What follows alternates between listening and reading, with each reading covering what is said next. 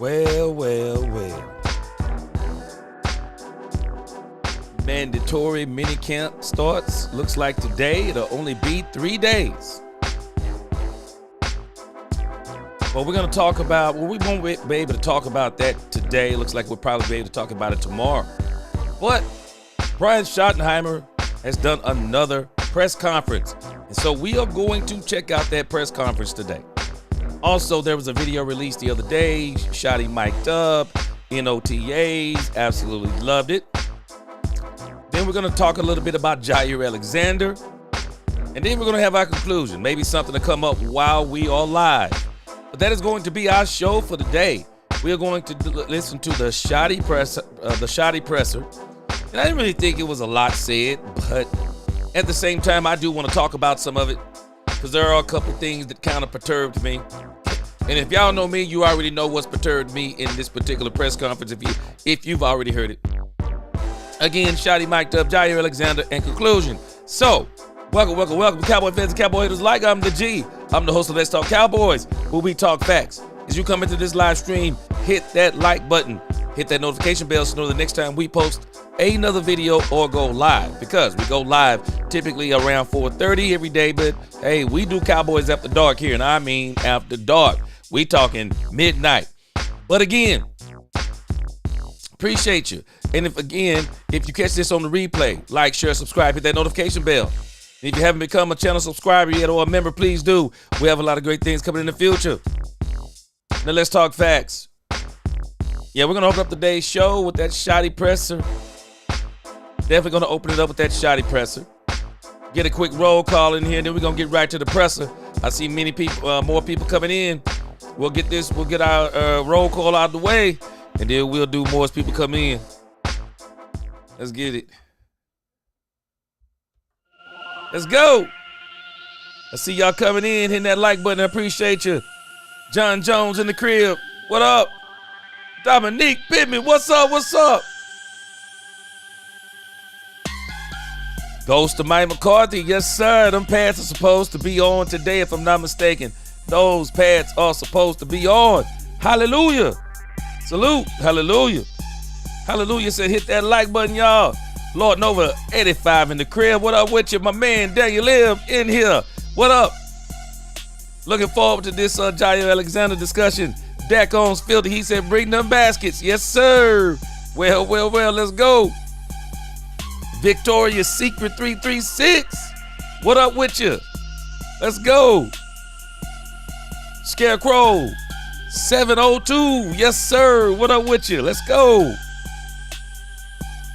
My man, Oak Cliff Rockefeller. He said, what it do? Let's go. What up, Jacob? Yes, sir. He said, big fan, quick trivia. Uh-oh. He said, who would win in the turf-off? Hey, you already know. It's definitely Zeke. I think Zeke done parted his way almost out the league. You already know. Ice Cold Cowboy. Yes, sir. I agree with you. He said, hit that. He said, hit that like button. What's going on with you? Yes, sir. Good to see you in here. Jared Thomas, number one Dak Prescott fan. I'm number two.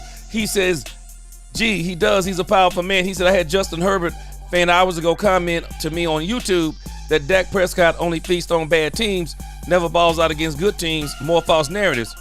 You know, Jared, everybody feasts on bad teams. They all do. Go check out most quarterbacks. I don't care how good they are. Go check out most quarterbacks against great teams versus bad and mediocre teams. They're all doing it. This is not a Dak Prescott thing. Go look at a lot of these pass rushers.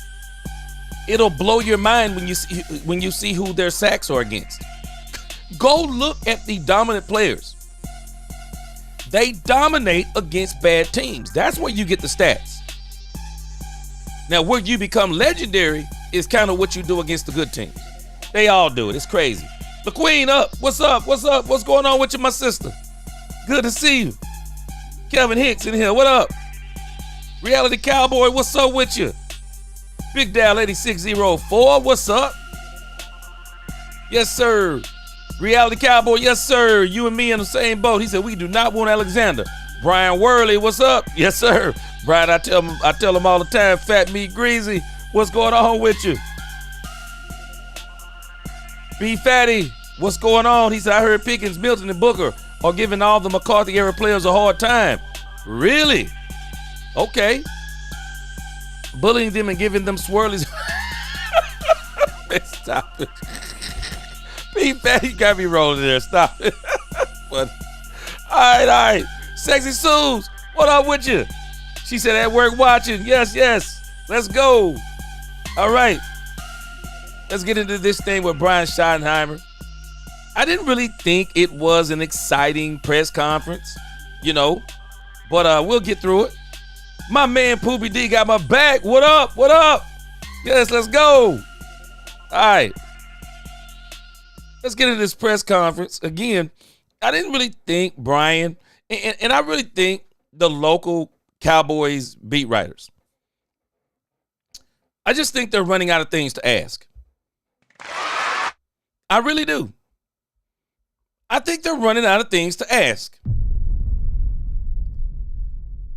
Because, and I understand it. There's no games going on. I mean, there's not a whole lot going on. So, they're getting this press conference time, but there's not any press. There's not really any press.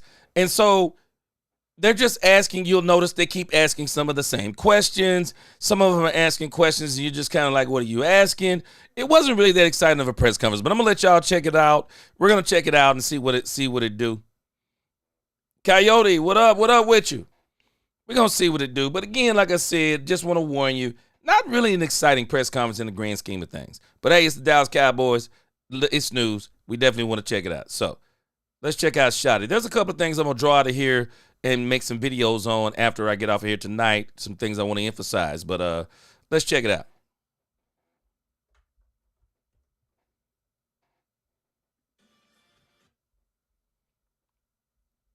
All right, let me get set here. All right, let's see.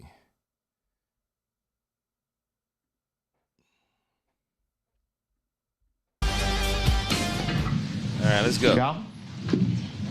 Is the lighting right? Usually we got to make sure we get the lighting right. Huh? Looks beautiful. Yeah, it's bright. I look good. I did my hair. Daniel Lim, he said he did his hair. I think that's saying he got a straight. He got a brand new just for me dye today. Daniel Lim. No visor yet. No vibe. It's not sunny out. Calvin Watkins, Dallas Morning News. Is Micah Parsons and Trayvon Diggs in attendance today? Why did I think that would be the first question? I don't know. Yes, they are. It's great to see them both. Will Mr. Parsons be working out today? He'll be out on the field doing some stuff. Yep. It's actually great. Trayvon got here early. It's great to see him. He's one of the first guys I saw, and he got his rehab stuff in with Britt. So both guys were excited to be here. What are the medical people telling you about Diggs and where he? I am elated. I am elated that Michael Parsons is in camp. I'm elated that Michael Parsons is there. And I'm glad that Trayvon Diggs is there. They need to be a part of what's going on because with what Shotty is doing, and Shotty has been brilliant in everything he's doing, it is so important that they be in here in the early part of this. It is important they are here. Because I'm telling you, one of the things that wrecked this team last year, CD Lamb not being here, the entire training camp, Micah Parsons kind of customarily missing his missing the voluntary stuff. I'm telling y'all, that CD Lamb thing kind of wrecked some things here. It really did. The chemistry between him and Dak Prescott was not working. Uh-oh, my sister, Angie the Rebel Chick, says, hey, G, showing some love and support. Appreciate you. She said, I'm at work right now, so I won't be in the chat unless you're still live after 5:30. Well, you already know I'm going to be live after 5:30. So you know what's up. Appreciate that $19.99 super chat. Yo. Hit that like button for Angie also. Appreciate you, Angie. Appreciate your support. But again, I do think it is vital. I think it is absolutely vital that Micah Parsons is here. And people have to understand, man, Micah Parsons is maturing. Micah Parsons is maturing like most of us do as we get older. And I'm going to tell you what else helps us to mature. Because maturation doesn't always come with age. One of the things that helps us mature is experiences. And Micah Parsons has shown that he kind of cares about what people say and what people think. He does. He does. And I think he's understood some of the backlash that he's gotten over always being so, it's cool that he's vocal. You just got to learn how to pick and choose when you're vocal. And I think in the past, Michael was vocal about some things that he probably shouldn't have been vocal about. And so now I'm so glad, because CeeDee Lamb was one of the people that talked about this. He's tired of hearing anything outside of football as it pertains to this team. And I think some of the contract stuff was some of the stuff he was talking about. And so even though Micah isn't, and he does have a deal, he just doesn't have the extension. And I am just glad that it just hasn't been a lot of talk. Jerry, I think, has really helped on this, whether people give Jerry credit or not. I'm going to see if I can find, there's a video of Jerry talking to Micah Parsons today. But Jerry, and I give Jerry and Michael credit. They both, because I think they're a lot alike, they both have spared us of all the contract talk. Okay, they can't get it together, but they haven't been doing a lot of talking in the press the way the Joneses have done in the past. The talking in the past has been insanity of what Jerry and the Dallas organization does to players when they have extensions and things of that nature. So Micah Parsons being in camp is a huge deal. Now, I understand these guys when they want these extensions. The part that's kind of like don't make sense to me, and now I'm starting to realize the reason why they're not working out, because I'm thinking I understand these guys not working out because they don't want to get hurt while they're in practice. Well, it can't be the case because they're working out while they're not at practice. They're working out while they're not at practice. They're running, they're cutting, they're lifting. They're doing all kinds of extreme workouts. Now I'm realizing them working out may not be so much about them getting hurt as much as it is about making a statement. Excuse me, because if I was concerned about making or getting hurt, I probably wouldn't do any working out. So I'm just telling you, if it was me, but I understand what they're doing, but then now I don't really understand what they're doing. If it was me, I would be a full participant. I'm not going to be here if I'm not going to be a full participant. I'm not going to do it simply because I'm still doing things while I'm not there. If I was just shutting down to make sure I don't get hurt, I understand it. But if I'm already doing stuff, and I'm talking extreme stuff too, well, I'm working out. I'm serious. I'm working out. Michael Parsons should already know. If Dak Prescott hasn't taught us anything, Jerry's going to pay Michael Parsons. Jerry's going to pay him. Jerry's going to pay Michael Parsons. If I was Michael Parsons, I would be doing exactly what Dak did back on his last two contracts. Man, it's business as usual to me. This is business as usual. I actually don't have anything to prove. I actually don't have to try to do this to Jerry Jones, because I'm just telling us, if any of us understand Jerry Jones, you actually don't have to do this to Jerry Jones, especially being the level of player that Michael Parsons is. He doesn't have to do this. Just go ahead and work out. Y'all tell me what you think. Go ahead and work out, bro. Everything. Participate in everything. There's no point in picking and choosing, because, again, they're still working out off the field. And Trayvon Diggs, glad he's in-house, got his physical. They're saying everything looked good. So now he's going to be working out with Britt. So that's good too. But he's also gotten his rehab in with his own guys. So, okay. So now we're saying that the rehab he did with his guys were good. Now the rehab he's going to do with Britt is good. Now, Trayvon Diggs and the Cowboys We need to understand the ramifications behind this. There will be no excuse when Trayvon Diggs comes back. There will be no excuse. When Trayvon Diggs hits that field, the expectation is he's ready to go. So I like everything I'm seeing. Let me get a couple of more. My man Daniel Lib, he had me laughing here. He said the spokesperson for Just For Me is speaking right now. Hey, everyone, hey, Daniel Lib, he said it straight up. He just got his hair done. Just got his hair done. Randall Armstrong, what's going on? We're going to talk about that in the moment, Randall Armstrong. He said, what's wrong with the Cowboys written Alexander? And he said, Alexander for a year. Okay, we're going to talk about that in a moment. Robert Simmons, what's up with you? Yeah. Brian Worley, let's go. He said, love this show. Appreciate you. All right. We're going to touch on that later on later on here in the show. But again, appreciate y'all rocking with me. All right, let's go. Let's hear some more, Brian. Let's hear some more. Hold on a second. Let me see. I got a couple more. Let me greet Papa J up in here. What's going on?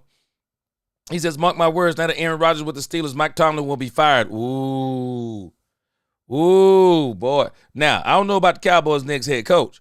But boy, that's strong right there. That's strong. Yeah, I got you on that, Ghost of Mike McCourt. I love it. He said, real knowledge is mixing both information and experience. Shai's got both, for sure. Yeah, I'm with you on that. All right, let's check him out. He is physically doing good. Same thing. Came in for a recheck and doing good, and we'll figure out when we get to training camp. There's still a big window of time between now and when we get out there, but he's hitting the markers he needs to hit. A number of guys in Parsons' situation are not at minicamp. TJ Watt, Henderson, guys who work on country now. Why is it important for him to be here? What does that say about? Obviously, he wasn't here for some of the OTAs, but why is it important to you and certainly you're excited that he's here? Yeah. Well, number one, to have everybody here, perfect attendance is a good thing. Yeah. I think it just shows you that he's serious about what we've talked about, which is developing that leadership mentality, the mindset to be a guy that we can count on, and not just the fourth quarter when he's got to, make a big sack or get pressure on the quarterback, but just in general throughout the course of a week. And it's a long season. We all know that. And my conversations with Micah have been great, and really all the guys. But he's doing the things he's supposed to do in terms of he's training, he's prepping, he's been in, he's been out, and nobody's more excited than Micah about what we're building here, and he's excited to be back in the building doing it. Now, again, I want to think about Micah Parsons. Micah Parsons, to me, is not what you call a natural-born leader, and that is absolutely okay. Don't think I'm knocking Micah Parsons. He's not a natural-born leader. Dak Prescott, natural-born leader. Leadership comes natural to Dak Prescott. No one has to tell Dak any of this stuff.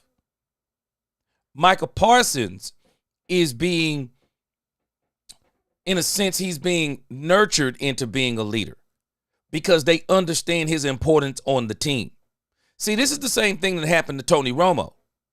Tony Romo was not a natural-born leader, but he was boy, I'm telling you, people do not understand how great of an athlete Tony Romo was. See, that's something I'm never going to take away from Tony Romo. Tony Romo, man, this dude was just good naturally at sports. Football, basketball, golf, who knows what else he was good at. And so, because he was so good, he didn't have to work at it. Now, Dak has had to work. Dak has had to work at being everything that he is.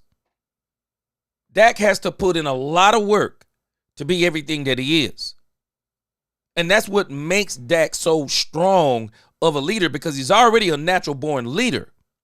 But he's got the work ethic to say, well, I'm going to make sure I work hard because I got to be this, that, or the other, because I really need my performance to be this, that, and the other. Micah Parsons, on the other hand, he has the athletic ability, but the leadership don't come natural. So, see, a lot of this stuff that Brian is saying, Dak got this stuff in spades. No one had to tell Dak Prescott none of this stuff. This is why when Dak gets injured, y'all notice? He never leaves the team. Travels with the team, still goes in the locker room, does his regular routine. I mean, Dak Prescott makes sure he stays in the presence of his team. He's always trying to be the leader. First one in, last one out. I mean, I mean, you're watching them. I saw some of the things Dak is doing in OTAs. They make the plays. Dak makes sure he stays. Gets all the hand slaps. Bop, bop, bop, bop, bop, bop, bop. Boom. Last one back to the huddle. Dak Prescott, again, I'm telling y'all. I'm telling you. And you're going to hear this when they talk about Joe Milton. The things that I keep hearing them say about Joe Milton. You do not say this about good and great quarterbacks. You're saying those things because that's all you can see right now. That's why you're not saying those things as it applies to Dak Prescott, Mahomes, and those guys. So, but again, Micah is being taught leadership, and I appreciate that because Micah, while he was Micah wanted to take the leadership before. He wanted to take the leadership. What Brian is teaching him is how you earn leadership. You earn it. You earn it. You don't just get appointed, you earn it. And one of the ways, if you listen to Brian, you be here, bro. You're a big part of what we're doing. We want you to be a leader. You better believe we want you to be a leader. You're about to make $140 million. You're going to be here for the next 4 to 5 years. And we don't need you just in great physical shape. We need you in great mental shape. It's important that you be here. These guys have got to see it's not just the money. This is one of the hardest things, to teach people, because I try to teach people this stuff. Man, money, if you're great, money comes along with it. You don't even have to sweat it. And even if you're underpaid, I promise you, God will open up a door. If you just keep doing what you're doing, keep your head down and keep being the best that you can be, you watch what I tell you. God will open up a door. He'll open up a door, and just when you thought you were underpaid, God will put you in a situation to where you'll make so much money you never dreamed you would make that kind of money. But you just got to stay the course. And that's what Dak Prescott will do. Has done his entire career, because they said Dak Prescott, when he got drafted, he was going to be nothing but a backup. Oh, man, the eggs on those people's face. Let me read a couple of comments real quick. Reality Cowboy says something that I absolutely love. He says we can't give Jones credit for creating a problem and then not saying anything about the problem he created. Reality Cowboy, I appreciate that comment, but I want to capitalize on it. Michael has created this problem too. Because it was Michael who said he didn't have to be the highest paid player. Now, it's Jerry's fault for not signing him. But now Micah said one thing, and now Micah's agent is creating some of this chaos too. And Micah is allowing his agent to create some of this chaos.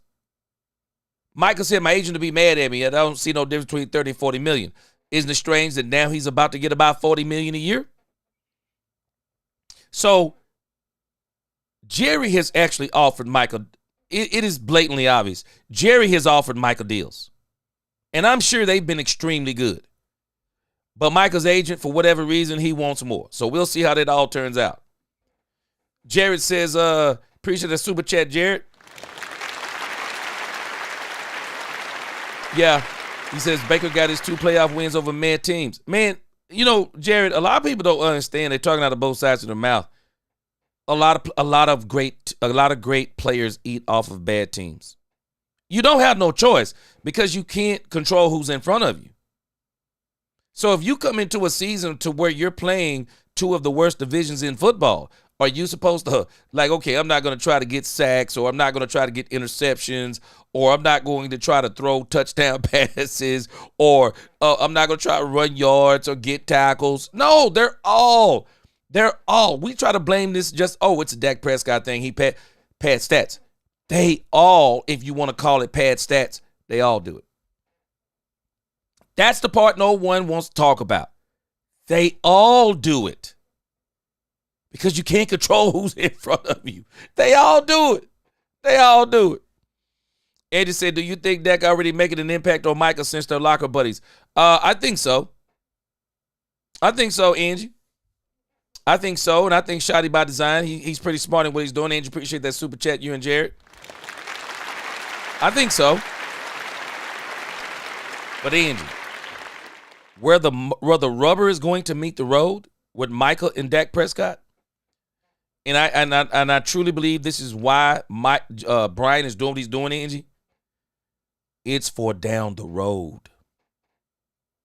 See, Brian was in that locker room when the Cowboys were losing those games. And I'm going to tell you this, Angie. I promise us, I bet you Michael Parsons won't walk off the field with Brian Schottenheimer being the coach like he did in that Cincinnati Bengal game. I bet you he won't do that again. Not under Brian Schottenheimer. I guarantee you Brian Schottenheimer will not tolerate that kind of nonsense. A man and a woman has to execute what's known as emotional intelligence. I don't care how hot it get. I don't care how hot it get. Now, leaders don't break. Leaders don't do stuff like that. I don't care what anyone says. Leaders don't do stuff like that. And it's okay. Yeah, Michael's maturing. Yeah, okay, that's good. That's good. But Brian is helping him do it. And Brian is putting him in a situation to be a leader. I love what he's doing. Because Michael needs to be taught how to be a leader. He needs to be taught. If you want to be it, everybody's not a natural leader.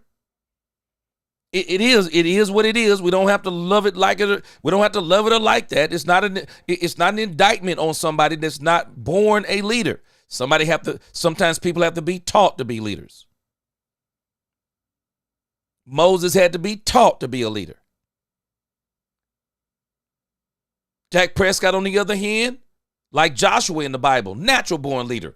Dak Prescott's a natural born leader. And that's why iron sharpens iron.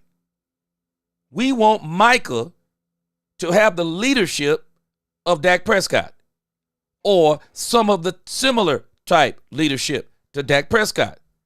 Brian Schottenheimer is very smart in what he's doing. I like what he's doing. And again, it is so huge that Michael Parsons is at training camp. I still wish he was working out because, again, these guys are already working out outside of the facility. So why not still work out? I'm sure he's doing some stuff. He's doing some walkthrough with, like he said, he's doing some stuff. He's walking through with the team. That's good. But at the same time, Michael, just go and get out there, bro. Jerry gonna pay you, man. Jerry gonna pay you. Call and tell you good night. What did you think about that? Well, I was really kind of pissed off at my kids, to be honest with you. I called my son Sutton. I said, "Buddy, you got to look out for Dad. I don't look at these. I don't know these things." But I just thought he missed me, and I literally was like, "That's cool, man." Guy reached out to check in, see what's going on. Then I was like, you know what I thought when I watched the video? I don't do much of that social media stuff. So, but he got me pretty good. Hi, Brian Schottenheimer for the. You know what I found to be so interesting about this thing about Michael Parsons trying to play a trick on Brian Schottenheimer, because sometimes my sons, they'll see stuff on social media and they'll try to hit me with some of this stuff, and it's so funny to me because my sons will tell me, sometimes when they bring some of this stuff to me, my sons will be like, "Man, Dad, you sure do know how to ruin a joke." But I can relate to what Brian Schottenheimer is, what he did on the call, because I thought it was so amazing because he doesn't really know what this joke is about. These guys have been doing this and making men feel uncomfortable. But because the man that Brian Schottenheimer is, that don't really faze him like that. See, young guys, they do this stuff to make each other feel uncomfortable because they're like, "Man, that's not what men do." That's kind of, y'all know where they're going. But see, a man like me, a man like Brian Schottenheimer, some of us on here who are older, if a man called us and say good night, we might kind of side-eye it, but then we can say, "Oh, okay, dude, just kind of like a good night." And then you just use it as a moment to say something about this, that, or the other. And sometimes when my sons do me stuff like this, try to get me with stuff like this, they'll trip because I turn it into a teaching moment. And I'd be like, oh, yeah, but this, that, blase, this, that. And then, they sit there like, oh, man, he done turned this into a teaching moment. Especially with Dad being a preacher. They be like, oh, man, Dad is turning this into a teaching moment. I thought it was so powerful. Brian Schottenheimer wasn't even fazed. He didn't think anything was strange about this. And then he goes on to try to give Micah Parsons some comfort. Whoa. How much you bet that Micah Parsons, after the cameras went off, and after Micah got into bed or whatever he did, I bet you what Brian did hit him. I bet you it hit him. For sure, I bet you it hit him. Brian is saying all the right stuff. Hey, man, don't worry about this contract stuff. It's all going to work itself out. It is.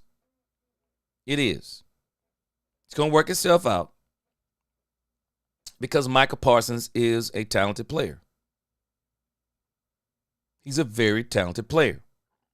And I do believe that once this coaching staff, if we finally get someone that's going to be allowed to coach Micah Parsons, I think the sky is going to be the limit for Micah Parsons.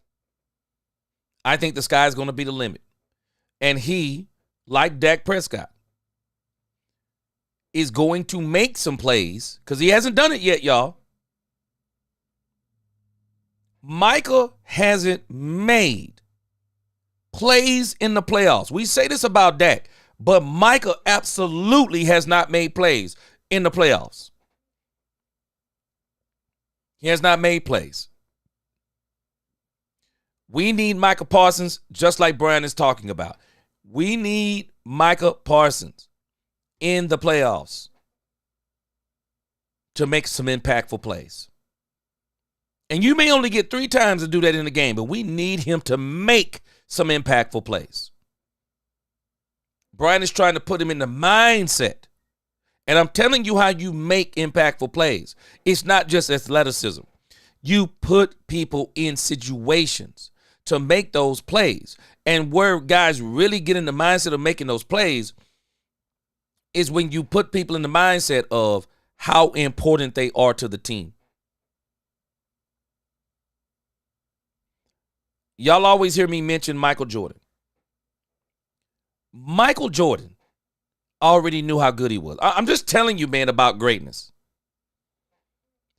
Michael Jordan already knew he was great.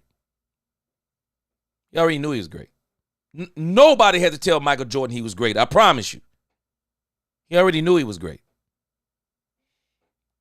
Michael Jordan on the court wanted to win championships. Not just for himself. Michael Jordan wanted to win championships for his city. For his team. He wanted to win championships because he just thought that's what that's what he was. I'm that good. I should be winning championships. So now I need to be making plays. I need to be making championship plays. I need to drag my guys, or I need to make plays for my guys. I need to be in that mode. And I do think Michael, because he was trying to be this, that, and the other, trying to prove this, I do think that sometimes him, like some of the other ones, I think they were kind of pushing. I've already talked about this. You need the personnel too. Well, Brian is just really working on the mindset of Michael because I believe that's really where he needed the most work. Sometimes people got to help you with that. They do. You got to get help with that. You do. Andrew, appreciate that super chat. Straight up facts, Angie. Straight up facts. You could tell in the past years that Mike and Dak weren't on the same page or level. Yep. Exactly. Angie, it never felt like to me. I've heard Michael say things in the court of public opinion for Dak. But I've also heard him say things in the court of public opinion where he's taking a backhand swipe at Dak. It never felt like to me he fully had Dak Prescott's back. Dak doesn't show a quitter mentality, but Micah shows more emotions. And I like how you said that. Hope that makes sense. I'm sneaking on my phone. And Angie, you're exactly right. See, Micah doesn't show a quitter mentality. What you're saying is exactly right. Dak never quits. Dak just doesn't see it like that. Dak just thinks that no matter what, if we'll just keep playing, we can play our way back into a game. Micah gets overly emotional sometimes about certain plays. And rather than just letting a game play out, Micah lets his feelings out.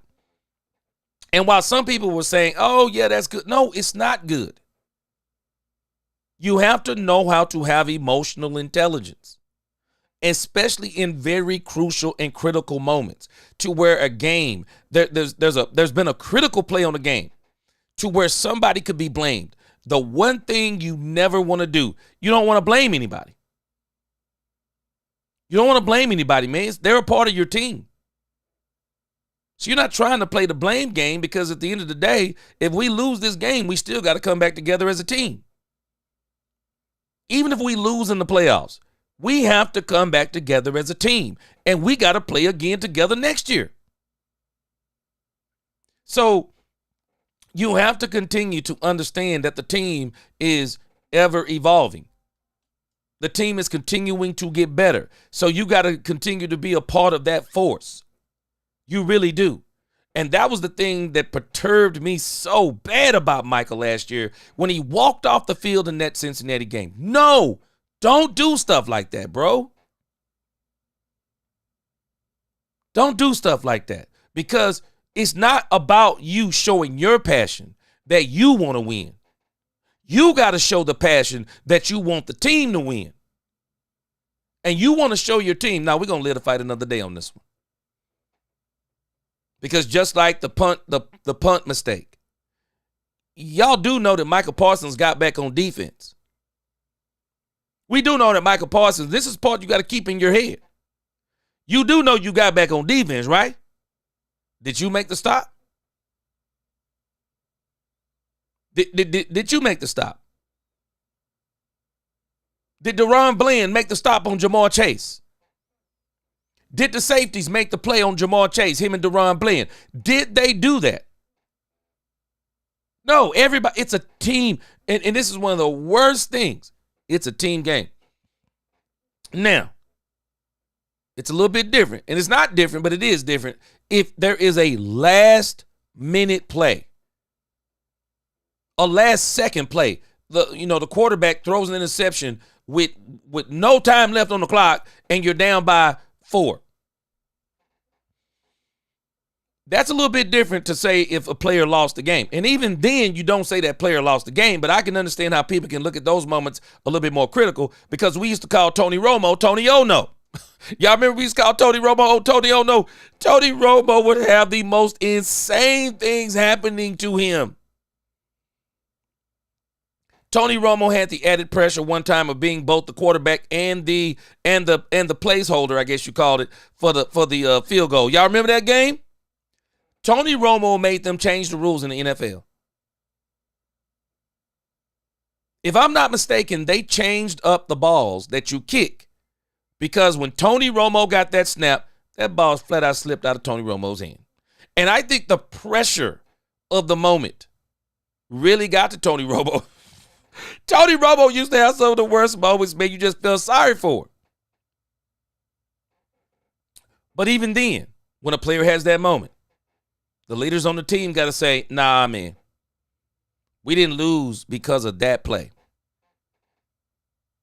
There are many plays that we all probably missed out there, because had we not missed plays, it wouldn't have came down to this. That's what players in the locker room have to do. I don't care how tightly contested the game is. The players in the locker room, they got to be that way, man. They do. Mark Anthony said, preach, G. Tony Romo was undrafted. Dak was a 4th rounder and was supposed to be a project. Yeah, people that criticize either of them are haters and don't have football knowledge. Man, appreciate that, Mark. Yeah, man, I'm telling you. Dak Prescott was just a natural-born leader, and that's what made him prevail. But again, I like what they're helping Michael Parsons with.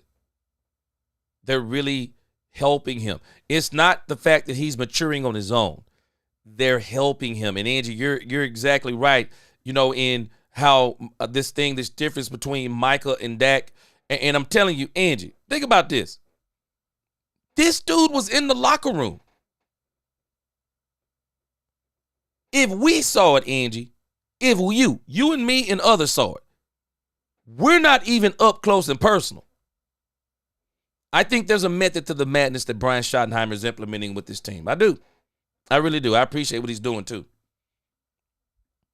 In the business of football, how do you deal with that as a head coach, like with the players that are in contract situations? I don't change. I mean, I'm who I am. I'm authentic. I think you guys know that or are learning that about me. The business has changed a lot from when I got in this crazy business. I grew up around it. Obviously, you guys know that. But, the business has changed a lot through just social media and contracts, both players and coaches alike. You can control what you can control. And, if a guy's here or not here, it doesn't mean I'm not going to connect with him and talk to him and spend time with him and get to know him. It's the new era of football. But I'm never going to change how I relate to our players, our coaches, ownership. I'm just going to be who I am. And when guys are here, that gets you excited. And I'm excited that we've got perfect attendance and guys are excited to be back in the building. We had a couple really good meetings this morning. And, I think but the business is definitely very different than what I remember when I first got into the league. I want y'all to catch something that he said.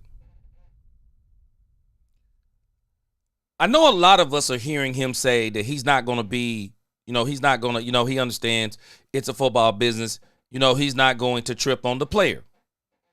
And I think Brian has done a great job with that Brian is making sure that he's keeping in contact with any of the players and the contract issues, keeping up with Trayvon Diggs with the rehab. He's not basically saying I'm going to turn my back on you or I want to show you I'm upset because since you're not here, I think that like Mike McCarthy would say stuff like this. I just want y'all to follow how this guy has been so observant. He was able to be inside the building and see how certain things were done, how they affected players, locker room, morale. So watch this. Mike McCarthy last year, if I'm not mistaken, when CeeDee Lamb wasn't here, Mike McCarthy had a tendency to say, we're only going to focus on the guys who are here. And you hear other coaches say this too. We're only going to focus on the guys who are here.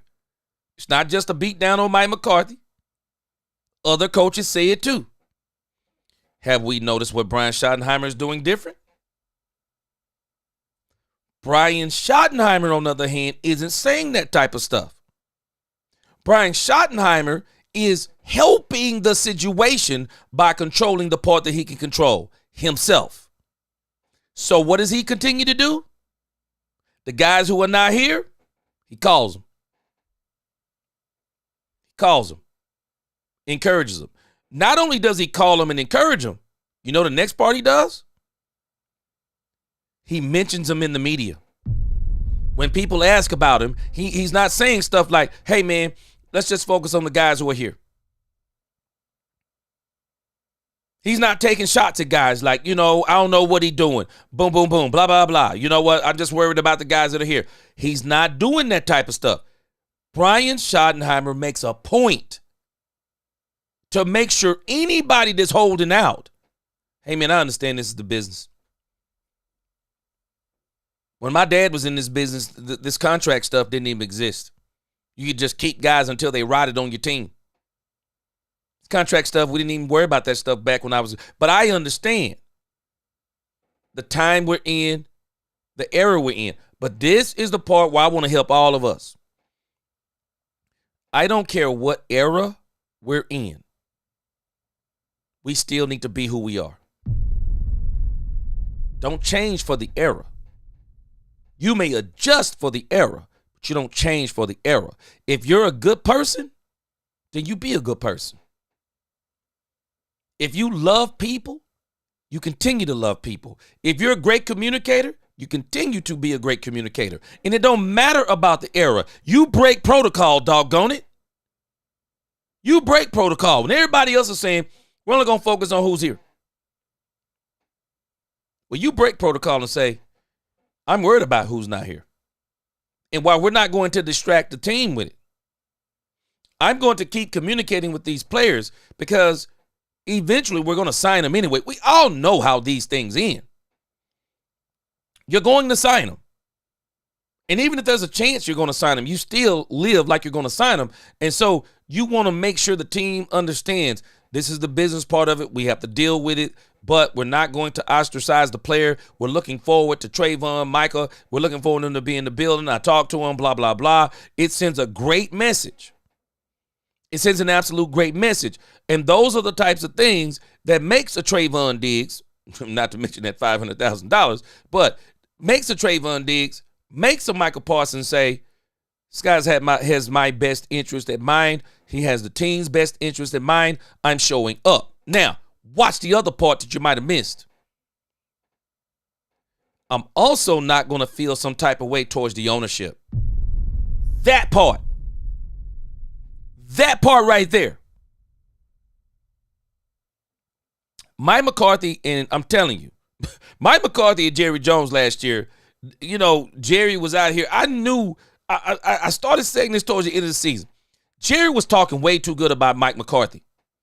It was like he was trying to sell us. Like he was trying to sell us on the fact that how confident he was in Mike McCarthy. No, he wasn't. Well, come on, man. We know he wasn't. They seem to be at odds. But Brian is saying he's not only not going to be at odds with his players, but he's not going to be at odds with the ownership. Now, I said this when they first hired Brian. The thing about Brian versus Mike McCarthy especially, Brian is making sure that he also stays on the same page with Jerry and Steven because he knows what they are.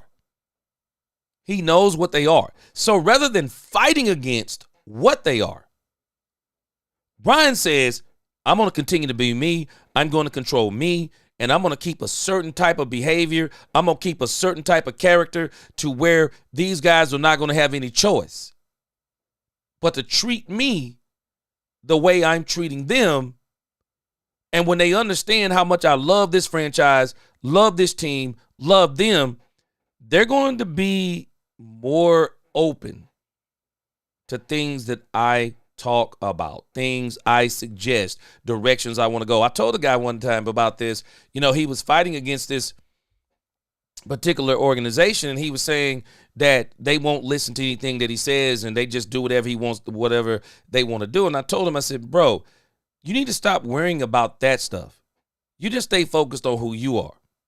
And if you'll be the kind of man that you're supposed to be, you won't have to be mad at them about not coming to you. They, out of respect, will come to you because they will respect who you are. Sometimes we want people to respect our position before they respect us as people. And so Brian makes sure, knowing who the Joneses are, rather than trying to necessarily change them, he just knows how to communicate with them. And it's him that's changing them, not through his words, but more through his actions, which makes them listen to his words. So that is very powerful and important right there. He wants to make sure that he not only stays on the same page with the team, he wants to stay on the same page with his coaching staff. With his players, but he wants to stay on the same page with the owners, because I don't know why they say this, but you can draw more bees with honey than vinegar. I'm just saying, this man, what he's doing is great. Jared Thomas says narrative debunked. Reigning MVP Josh Allen and Jared Goff had more stats in that in what PFF defines as garbage time than Dak Prescott last season. Jared, mic drop for sure. Again, I've talked about this before. Man, everybody eats in garbage. Everybody eats on bad teams. There's not anybody that doesn't do it, because you don't get to control who you play, and you still have to play who you have to play who you play. You do. Angie, appreciate that super chat. You and Jared.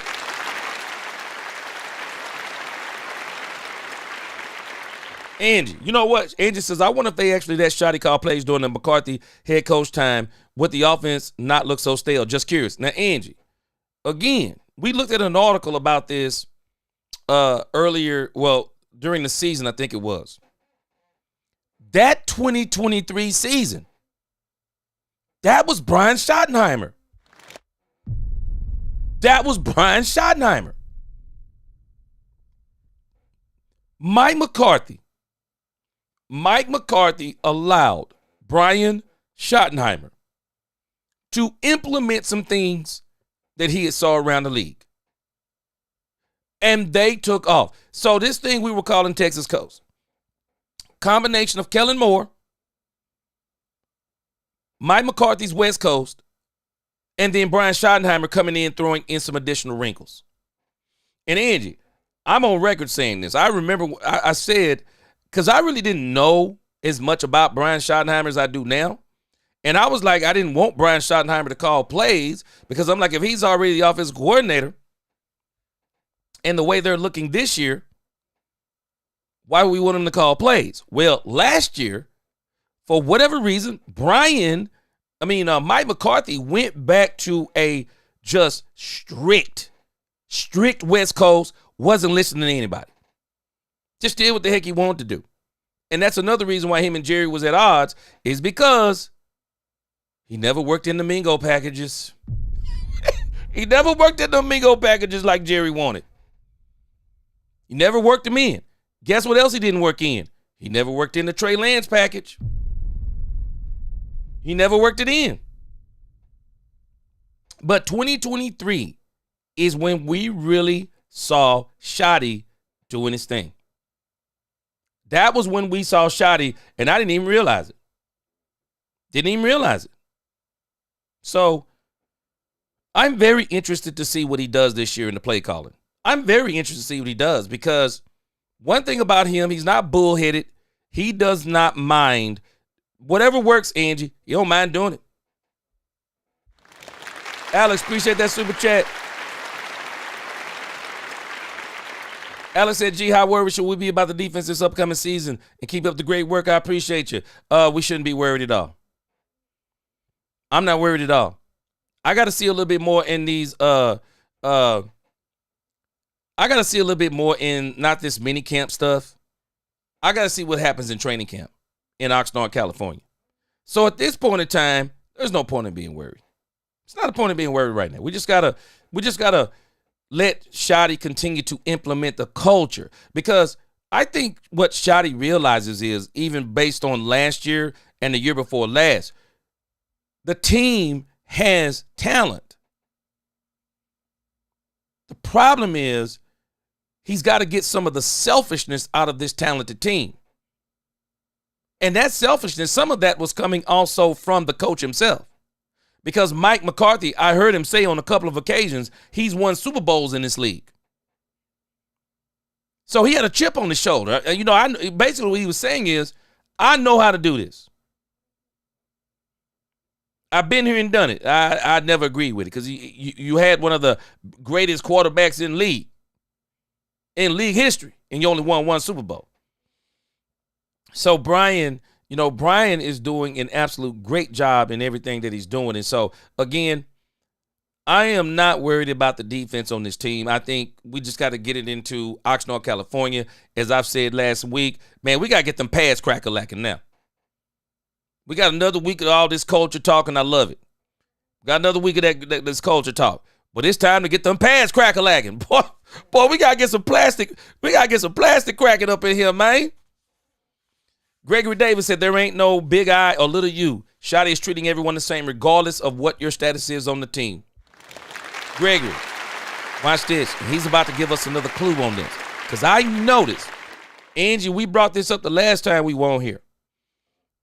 I noticed every time they talk about Dak Prescott, every time they talk about Joe Milton,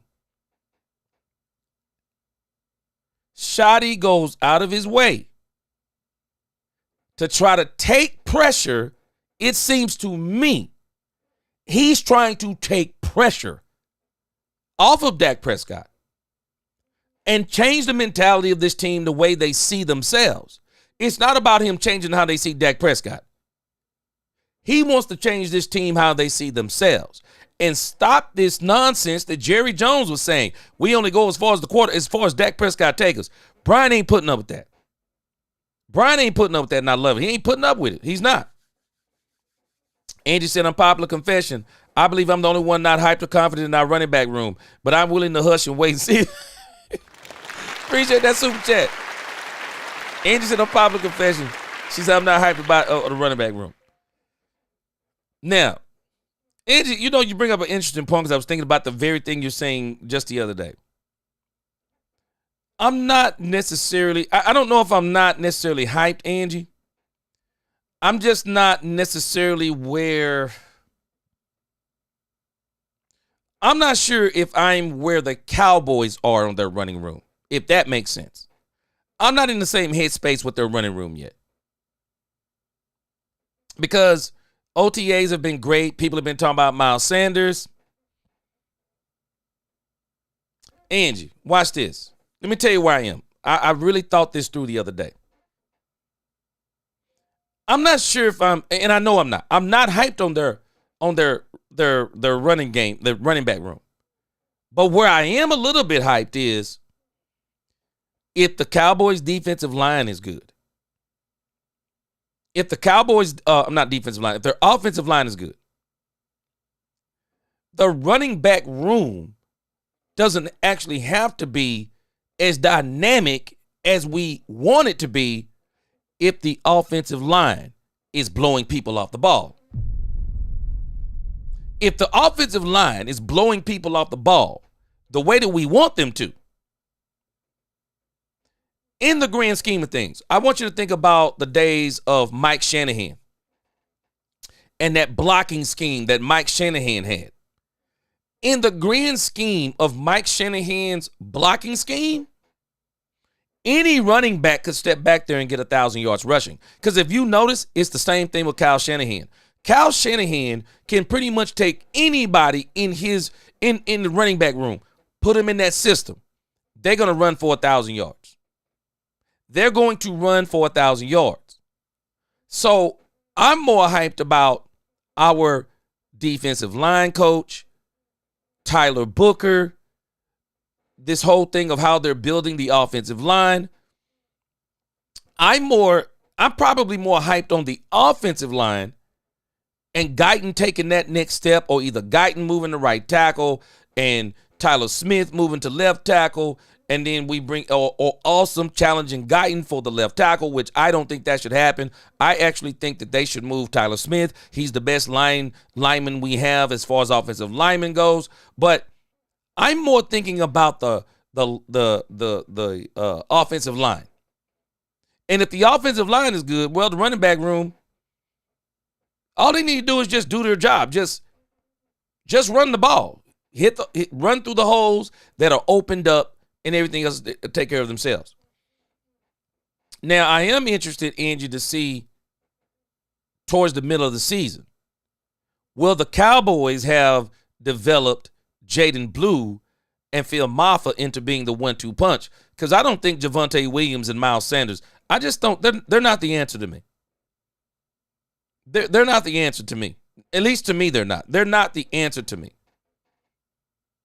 I mean, I'll just be honest with us all. I would have rather saw Rico Dowdle stay than bring in those two. I would have rather them keep Rico Dowdle and still get Jaden Blue and Phil Maffa. I would have rather seen that combination, than Miles Sanders and Javonte Williams. But I'll say this, Angie, if this running game really takes off, I think it's going to be more about the offensive line than it's going to be about the running backs. I really do. I think it's more about the running backs. Angie says she my co-host. I see you, Angie. For sure. Yeah, Angie's she said hoes as quiet as it's kept. She's the best kept secret. Yes, Angie's my co-host, for sure. I'm telling you, Angie, I really am more excited about the offensive line, or more hyped about the offensive line again, because the running back room, very excited about Jaden Blue, Phil Maffa, Miles Sanders, and Javonte Williams. I just got to see. I'm just not there with those two. Again, I'm not there with those two. I really do think we could have kept. I really do think we could have kept Rico Dowling, been about the same. I do. But again, appreciate those super chats. All right, let's roll. We've asked you about Joe Milton, the backup quarterback. Do you want your backup quarterback to be? We've asked you about Joe Milton. We've got perfect. All right, guys. We knew they were not going to be able to exist. We knew they were not going to be able to resist. We knew. Joe Milton had to be brought into the conversation. Yeah, Justin Bradley, it's all going to go as the O and the D lines go. Yeah. I think that's really the mentality he's trying to get in here, Justin. I really think that's the mentality. And it is the right mentality. It is the right mentality for sure. Robert Dully said, Angie, running backs is the $1 million question. Robert, I think if the line is good, the Cowboys think their run game is going to be good enough. They do. Hallelujah. He said, let's talk Cowboys where G and Angie talk. I see you. Yeah. Hey, C-Base, what's up? I'm the same way. I'm looking for Maffa and Blue, man. Javonte and Williams, Javonte Williams and Sanders not doing it for me. I'm sorry. They're not doing it for me. I'm more excited about Phil Maffa rising to the top of this this running back room. I want Phil Maffa to be the bell cow back by the middle of the season. I really do. I'm not excited about Williams and Sanders. I'm not. Goes to Mike McCarthy. I told you. Man, if y'all not hearing me, I knew the Joe Milton stuff was coming. I asked this question today on X, and somebody replied to me talking about Shedeur Sanders and who was the other quarterback? Daniel Jones. You can't put them in the same category as what we're talking about with Joe Milton III. Joe Milton III has done nothing in this league. Nothing. Buffalo Bills game in a garbage game, and we're not going to disrespect it. He could only play who was in front of him. But we're talking about a bye week for the Buffalo Bills. We're talking about a guy who went in the 6th round. Talking about a 6-year college quarterback that Brian Schottenheimer is so cleverly trying to protect his ego by not calling him what he is, as in he's a developmental quarterback that the Cowboys are trying to fast track into their second quarterback. And a lot of people, it's crazy to me as much as people talk about veteran presence in all of these positions. So let's say we're getting all these players in, let's say we're trying to win now. It is astounding to me that people would literally be confident that if Dak goes down, Joe Milton III is going to do for us what we are talking about doing. I actually think it's crazy in the grand scheme of things that the Cowboys, if they are truly calling this we're going for a championship, and if they were truly concerned about the injury history of Dak Prescott, you don't bring in Joe Milton to be the backup. You don't bring in Joe Milton to be the backup if you ask me. I'm literally trying to bring in if it's really on that level, which to me, Joe Milton, people keep thinking that he's the replacement for Dak Prescott. I don't think so. I really think in a sense, the Cowboys bringing in Joe Milton, I really think that they believe that Dak's going to be healthy. Because there is no way you're bringing in Joe Milton to be the backup quarterback on a team that you think that's going to the Super Bowl this year. Joe Milton? No, it's not going to be Joe Milton for me.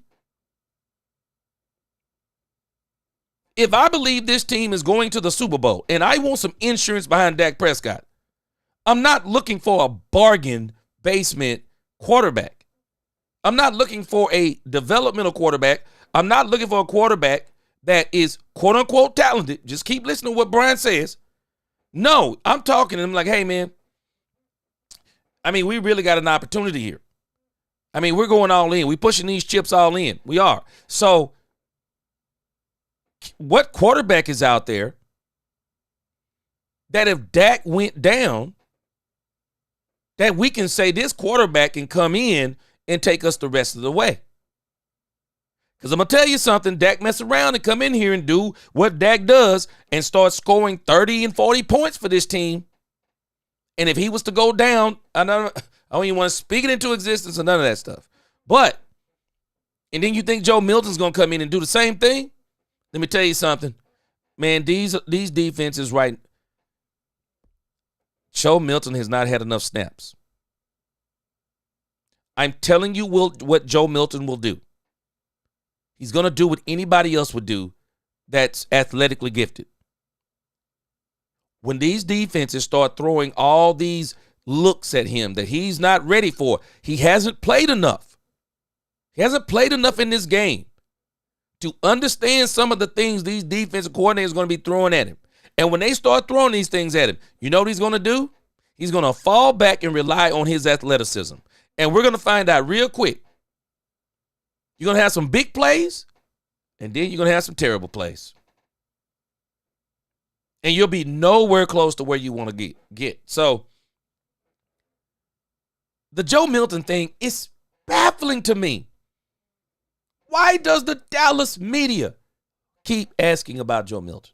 It's almost like let me tell you, it's almost like to me they want something to happen. They want something to happen to where Joe Milton gets, you think about when and no hate on Mike Fisher and those guys. But the thing, when I see them write about Joe Milton, it is literally insanity to me. Insanity to me. When they write about Joe Milton over on athlonsports.com, you know what they call him? The athletic freak. What? So this is how we're going to continue to describe Joe Milton III. The athletic freak. That's what we're going to keep. I'm just telling us, you better hear me. As much as that is a compliment, it's also an indictment. Tell me the last time somebody said that about Tom Brady. Tell me the last time somebody said that about Patrick Mahomes. As athletically gifted as Josh Allen and Lamar Jackson is, we don't hear people describe them like that all the time. And when we do hear that description, there's probably something wrong there. You're not describing great quarterbacks the way that Brian Schottenheimer is about to, what he's about to say about Joe Milton III. You don't describe him like this. Unless you know they need a lot of work. But again, the Dallas media, I'm not hating on them. I'm just stating a fact. I don't understand why they keep asking about Joe Milton. And I think what they're trying to do is they're wanting Brian Schottenheimer to say, yeah, he's a developmental quarterback, blah, blah, blah. But Brian won't give it to him. Brian won't give it to him. Brian keeps just saying, and this is why he threw Dak into this whole developmental conversation at the expense of not disparaging Joe Milton III. Because if you call Joe Milton III a developmental quarterback, the doggone media would run with that too. Why would the Cowboys have a developmental quarterback at the backup quarterback position? So now they're running with the fact that he won't call him a developmental quarterback, but Dak's in development too. You can't win with these guys. He's about to say the same thing in a sense. Let's roll. Perfect attendance, and guys are excited to be back in the building. We had a couple really good meetings this morning, and I think, but the business is definitely very different than what I remember when I first got into the league. Then we've asked you about Joe Milton, the backup quarterback. Do you want your backup quarterback to replicate Dak and do the same mannerisms, all that kind of stuff, or do you want have a different part of the game that he can bring? Ty, that's a great question. I would say no. And again, the evolution of the game of football, right? Like I would have said 15 years ago. So he just asked, do they want Joe Milton to be like Dak Prescott? So I know we're running out of questions. How could he be like Dak Prescott? How could Joe Milton be like Dak Prescott? They're not built the same. They're not the same athletically. And most of all, they don't see the field the same. There is no way. There is no way possible. And this is not a knock on Joe Milton. You can't get Joe Milton to see the field the way now a 10-year veteran quarterback, Dak Prescott, sees the field. Joe Milton has no choice but to fall back on his athleticism because he doesn't have the mind, the experience of one Dak Prescott. These questions to me are insane. This is insanity to me. Joe Milton can't play like Dak Prescott because he doesn't think like Dak Prescott. Joe Milton's now, I'm just telling you, Joe Milton, if he was starting quarterback for any team, you would see him heavily relying on his athleticism. And you would even see the offensive coordinator being smart enough to know, okay, there's some things that we can't do with this guy. Unlike when Jerry and them, because Jerry and them knew they were telling a flat-out lie last year. Does the playbook change when Cooper Rush is in here? No. Was Jerry just, stop it! The playbook has to change with Cooper Rush because he don't play like Dak Prescott. Doesn't have the skill set that Dak Prescott has. So what do you have to do? Quick throws, quick short throws. Why? You can't throw past 10 yards unless you're going to really scheme, get some kind of play action, some kind of misdirection. You buy him some time to where he can wind up and throw the ball further than 10 yards. You had to do him like that. Dak can make every throw. Joe Milton can throw anywhere, but he can't make every throw. So you're still in the situation to where you have to understand what his skill set is. I don't care what you're saying. You have to understand what the man's skill set is, period. And this question that he's asking Brian to me is crazy. Do you want Joe Milton to play like Dak Prescott? What? It's crazy talk, man. If you would ask me that question, I would say absolutely. There's things like the cadence that you need the guys behind your starter to replicate because you want the cadence to sound the same. But to me, no. Joe is a tremendous athlete. Listen to the description of Joe Milton. And Brian Schottenheimer continues to do this. This is the only thing anybody can say about Joe Milton. It absolutely is. If you're a quarterback, athleticism shouldn't be the thing they describe you with all the time. That's just not how they should be describing you as the quarterback, man. That's why I love, the Ghost of Mike McCarthy always have me laughing because when he talks about doing the backflip is a requirement of being a quarterback. I love the sarcasm. It is a pure joke when the Dallas media, they helped Joe Milton to go viral, y'all, for a backflip. Let that sink in. I don't care about your backflips as a quarterback. I don't care about your backflips. I care nothing about those things. This is what the Dallas media has been doing. I love the Dallas media. If any of you watching, I'm not hating on you. I'm just stating a fact. Can we let the Joe Milton story go? But I told y'all when they first got Joe Milton, as happy and elated as I was, I've already prepared myself. They're going to do it over the next 3 days as it applies to Joe Milton. And then when we hit Oxnard, California, they're going to go they're going to go banana bonkers over Joe Milton. They're going to go banana bonkers over Joe Milton.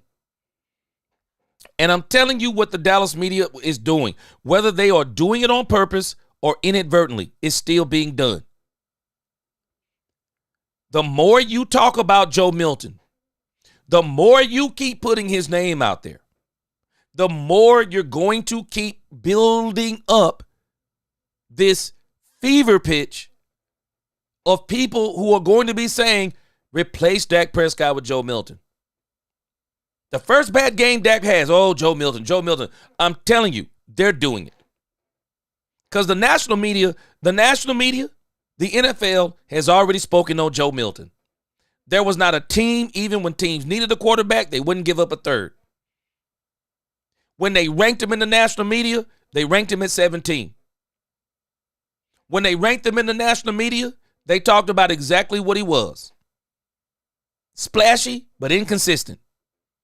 But the Dallas media, they're not going to give us a break on this thing. He's a tremendous young player. He's developing along with Dak. Now notice what Brian is doing. Tremendous young player. Player. He's not just a player. He's supposed to be a quarterback. I'm telling y'all, these are the types of things you don't want to be described as a doggone quarterback. Man, I'm a quarterback. Enough of the athletic talk. You don't have to be athletic to be a quarterback. There has been so many quarterbacks in this league that have not been athletic in the least, winning Super Bowls, multiple Super Bowls. Joe Milton, to me, is not even in the same sentence as Cam Newton. And Cam Newton only went to one. Man, athleticism don't win you championships. Being 6'6", 250, 60, I'm telling you, if that mattered, Cam Newton right now would be the best. Cam Newton during his heyday, Cam Newton literally had to be the most dominant player in the NFL. He had to be the most dominant player in the NFL. Nobody has seen nothing like him. A quarterback putting his head down, knocking down cornerbacks, going head-to-head with linebackers, linemen. If athleticism got you Super Bowls, Cam Newton would be the greatest quarterback in history. And the thing that ran out on Cam Newton relied on athleticism a little too long. That stuff is great when you first come in because that's all you know. That's all you've done all your college career, your high school career. You've always been the biggest, most athletic. You've been the biggest, most athletic, the fastest, whatever. You've always been that. But when you get to the pros, you have to evolve your game. You have to develop, as he keeps using the word develop. Now, again, we're not used to using the word, and I understand semantically what he's doing. We're not used to hearing the word develop when we're talking about a quarterback like Dak Prescott. Brian knows what he did. But notice what he just said. Joe is developing like Dak Prescott. No, he's not. And Brian knows full well. But I understand the psychology behind it. You don't want to say these things about Joe Milton because you want to keep his confidence level up. But Dak Prescott is not developing like Joe Milton. Because anything you show Dak Prescott, the only thing you're showing him is, okay, this is the language. But you've seen this before. You show Dak Prescott and he goes, got it, because I've seen it before. Just a different language, different way of saying it. Got it. I'm just learning your way, but I got it. Because football doesn't change. I don't care what anyone tells you. Football doesn't change. It doesn't change. Blocking schemes, the way you block, don't change. The way you tackle, don't change. Route running, don't change. Quarterback, whether it's a 3-step, 5-step, 7-step, shotgun, none of that stuff changes. Now, these defenses, they haven't changed as much as what they're doing pre-snap. Where these defenses have changed is pre-snap because they figured out these quarterbacks like Dak Prescott, Peyton Manning, Patrick Mahomes, these guys who try to get you on cadences. And then they want to see you move around. And then when they see where you move around, then they can make their adjustments at the line. And then they can counteract your movements. So what these defenses have done better now in our present day league, they don't make their movements. They don't make their movements before the cadences. They wait until the last second to do their movements. Or they'll line up like, okay, this is just a simple, hey, we're going to run a blitz. And then you call, hey, 1-on-1 on the outside, we got blitz. Or single house safety. What do? They drop back into pass coverage. And now everything you read pre-snap, it's not the same. But even then, Dak's seen that too. He's not developing the same way, and I understand what Brian is doing, but he's not developing the same way that Joe Milton is developing, because Joe Milton is developing in a way a guy who hasn't seen any of this stuff. And we're going to see how this goes, because someone mentioned last week that they're giving Joe Milton a lot of these snaps because Joe Milton hasn't seen a lot of this stuff, so they want to make sure that Joe Milton is they want to get him up to speed. We're going to see, because right now they're not creating this competition between him and Will Grier the way that we thought they were. Angie says next top Dallas Cowboys article will be titled "The Life of a Backflip Quarterback named Milton." Straight up, I'm telling you, Angie, what this man went viral. And notice, every time they bring these conversations up, Brian Schottenheimer is very careful how he uses his words when it comes to Joe Milton. And he's not really describing him. If you're asking me, he's not describing him the way you describe a quarterback. That's not how he's describing him. But he's trying. I think he's trying to save his ego, because Joe Milton, I'm just telling us, this OTA stuff, and they keep talking about OTAs, watch what you see what happens when the pads get crack-a-lackin' in Oxnard, California. And they're not going to be hitting him.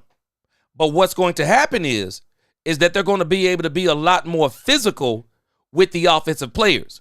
And you're going to see, you're going to start hearing some things. But again, I don't understand the Joe Milton conversation. I don't.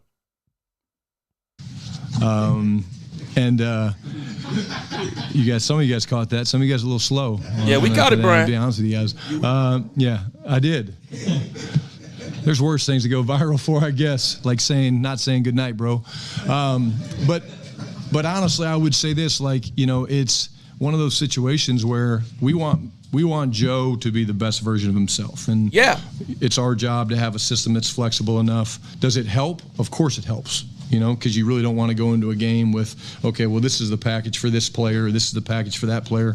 And at this point, I have zero concerns about doing that with Joe and Dak and Will Grier or any of the guys. So, but I probably would have answered that question 10 or 15 years ago, probably different, and been like, yeah, probably. But with the game of football ever evolving, I don't think that's the case.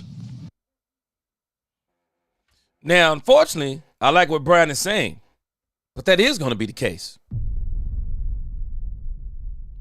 We heard this story before last year with Cooper Rush. That is the case.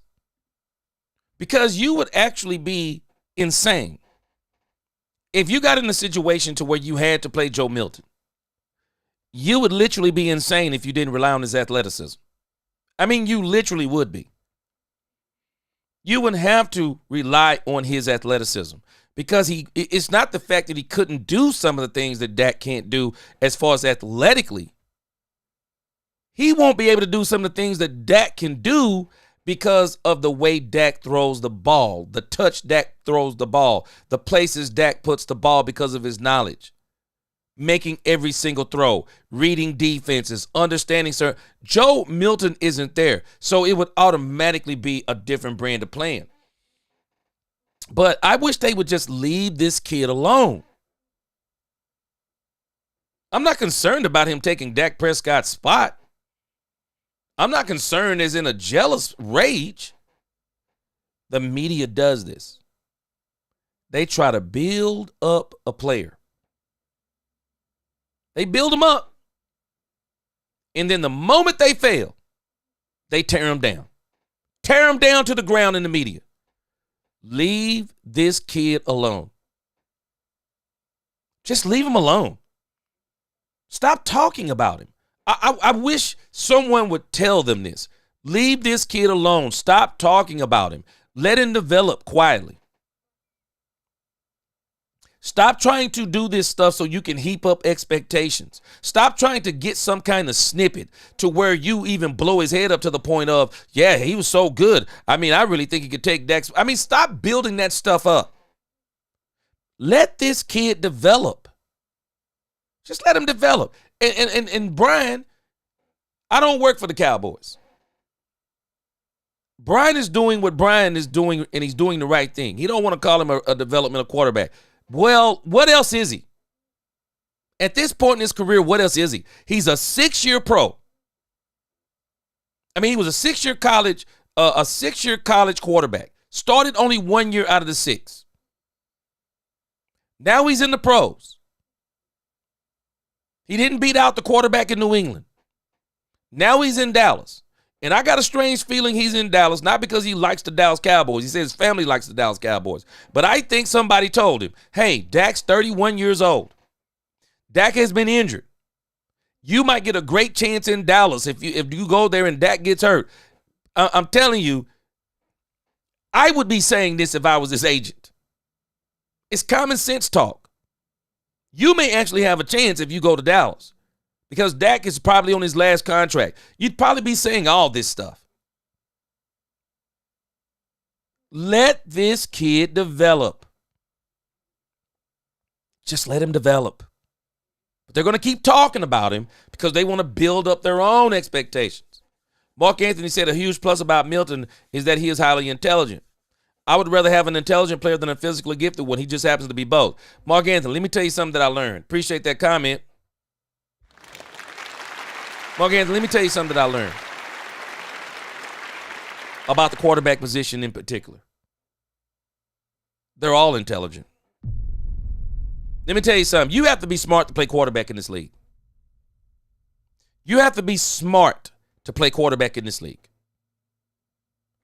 In all these other positions, you can actually get away with just knowing what you're supposed to be doing on the field. You can even get away with knowing what you're supposed to be doing and maybe your position group is doing on the field. But at quarterback, you have to know what everybody's doing on the field. They're intelligent all the way down to the third string quarterback. Let me tell you something no one ever said about Trey Lance, but I believe it to be true. He was intelligent too.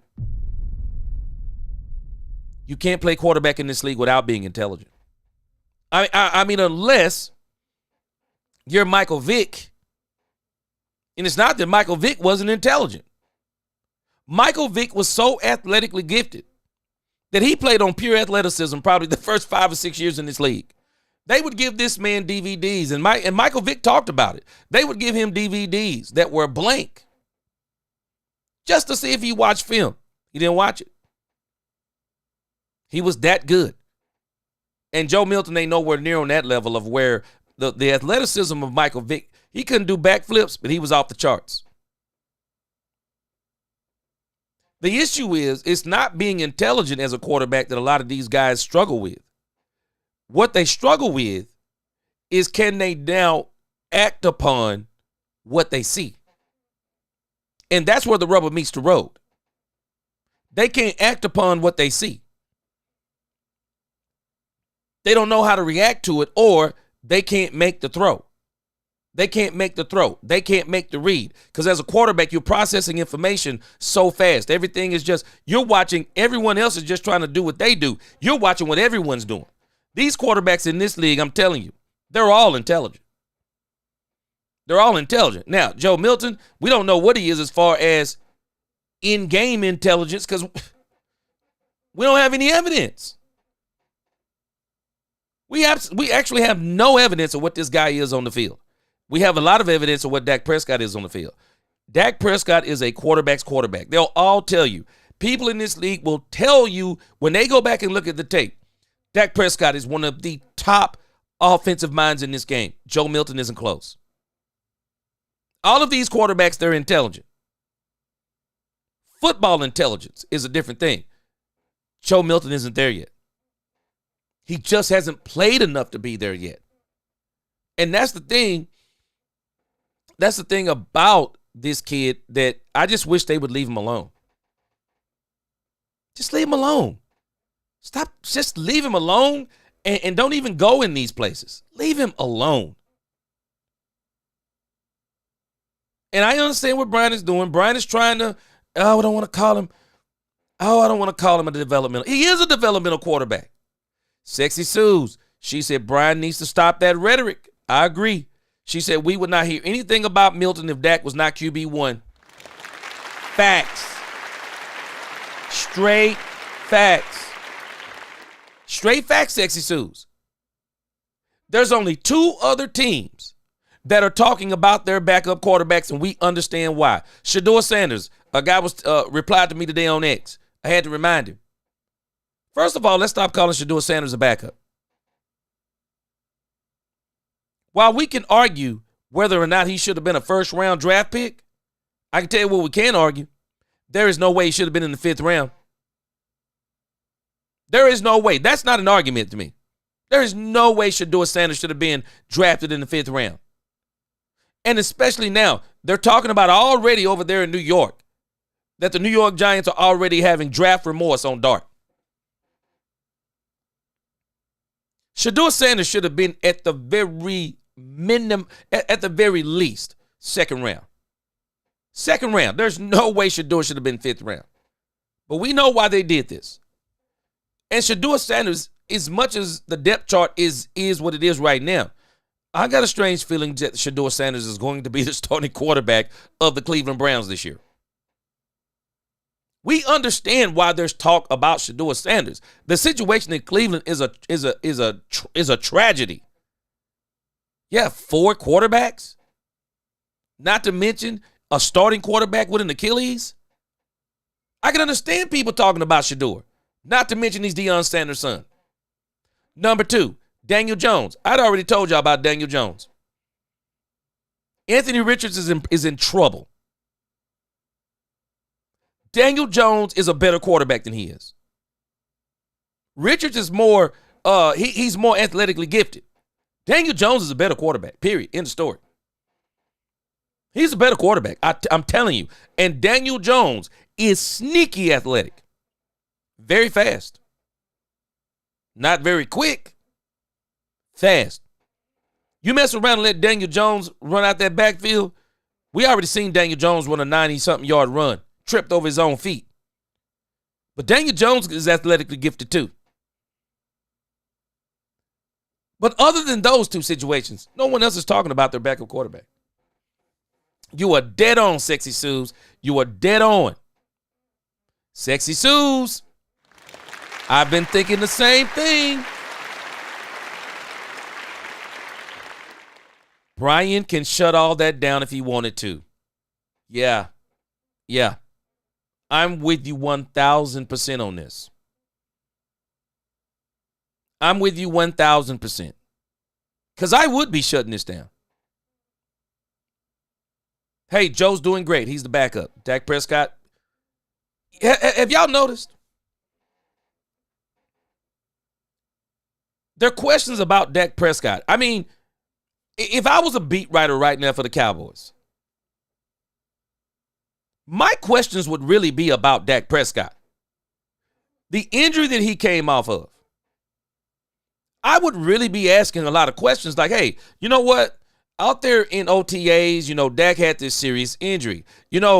Can you give us some insight, because it's just amazing to us that he's out there when people were saying that he wouldn't even be ready by the season beginning. So, kind of how's he moving out there? What are you seeing from Dak Prescott? I mean, I'd be asking all this stuff. But Brian, and I understand the method to his madness, I do think he's trying to get this team to not be so Dak dependent in a sense. But I'm just shocked at how the media just isn't acting like that what Dak Prescott is doing is not absolutely incredible. That this dude has not had any limitations at OTAs. The mini camp, I'm sure there'll be no limitations again. And then we're going to get the Oxnard. I'm just wondering. But I'm with you, Sexy Suze. I believe he could be shutting some of this stuff down. Superstar status, he says, they're good for building unnecessary controversy. Superstar, this is so unnecessary to me. You don't have to always, if you're going to talk about Joe Milton, you don't have to bring Dak into the conversation saying stuff like, yeah, he's in development. Dak Prescott is not in development. He's not in development, man. There's nothing you can show this dude he hadn't seen. Sexy Sue said, I'm personally sick of the Milton questions and the Joe Milton convention. And Sexy Sue's, I'm exactly with you. And the only people that keep doing it is the Dallas media. I don't understand it. I understand it, but I don't understand it. Because to me, they're the last people should be doing it. And this is why I have always questioned some of this stuff that the Dallas media does. I don't think the Dallas media likes Dak Prescott. They'll never admit it. I don't think they like Dak Prescott. And I think that is why they're always casting doubt on Dak Prescott. If they're doing it advertently or inadvertently, they're always sending some kind of hatred towards this man. Some kind of hatred. It's terrible how they do this. Gary Bookwalter, I appreciate you. Robert Dudley, he said, I love G and his family and the fan base. He said, you guys and girls keep me on my heels. Yeah, appreciate you. Justin Bradley says, at least Micah isn't holding out like CD did. Yeah. Yeah, and Justin, they got to him. And it's good they got to him. This is important that he's here. He said, you can see how it messed up with CD until 3 to 4 weeks into the season. Justin, it messed up the whole team.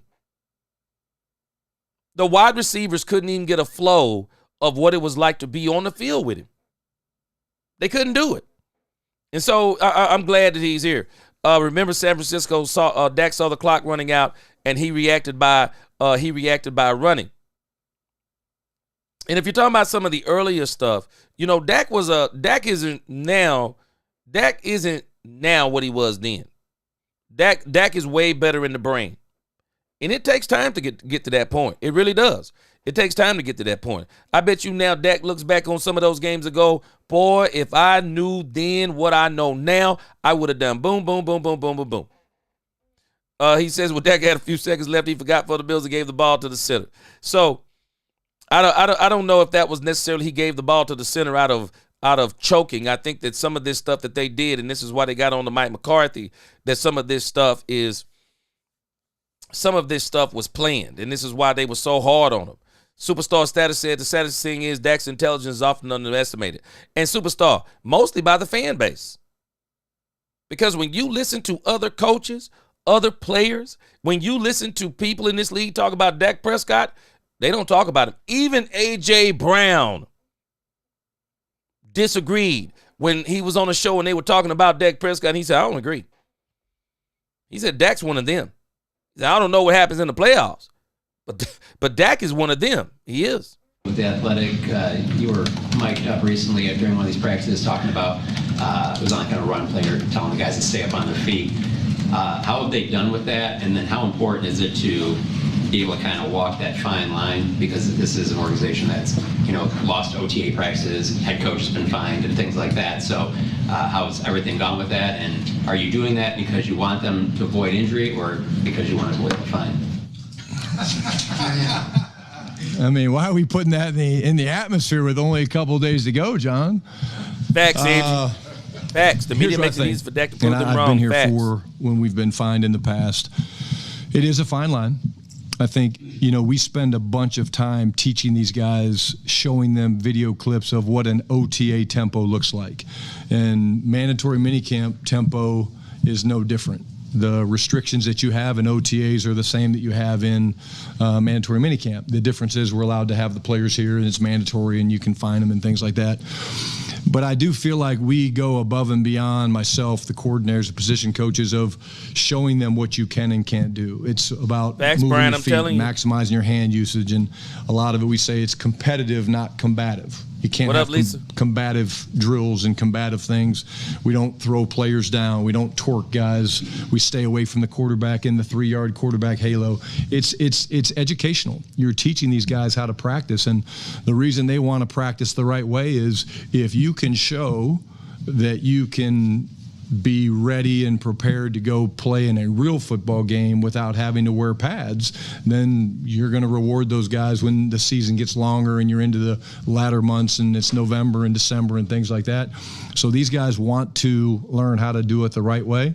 I would say we're doing a good job. Is it perfect? No. Do guys end up on the ground? Of course they do. It happens. But you see us correcting and teaching and trying to, we'll call guys up if it gets a little bit too combative and just explain that can't happen. We'll take guys out. We'll remove guys if that happens. And it hasn't happened very often. And I'm going to say it again, and you guys will see it today. And the best thing we're doing, though, is once the ball has been removed from the quarterback's hand or the runner breaks free, watch our guys run. And I'll be damned if there's many teams running as hard and as fast as we do for as long as we do following the football. Nick Harris, Fort Worth Star-Telegram. Obviously, you've done a lot in building relationships with these players. How have you seen that translate with Micah in this process and what he's kind of going through to be able to have more effective communication in this time, if that makes sense? I'm a people person. You know, I love relationships. I hold relationships very dear.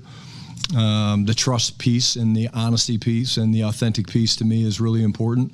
I laugh about, Micah reaching out and calling me but I think it says that he feels a certain way about me. He's comfortable with me, and I'm trying to develop that with all the guys. And so it takes work. It takes work. It takes doing things that maybe you don't always feel like doing. But there's nothing more important than to get to know these guys. And sat down, talked to Mike a little bit today, and we're just touching base. And now we're into the point where, hey, let's finish the offseason strong, talking about everybody, and then what are everybody's plans. We're really big into having the veteran guys try to talk to the young players because they're about to get 5 weeks off, 4.5 weeks off before we head out to Oxnard and training camp. And the best way for the rookies and young players to have a great routine or great plan is to spend time with those guys and ask them questions. They do it differently than we do, because they have to get a little bit of break and let their body heal and recover, but they also got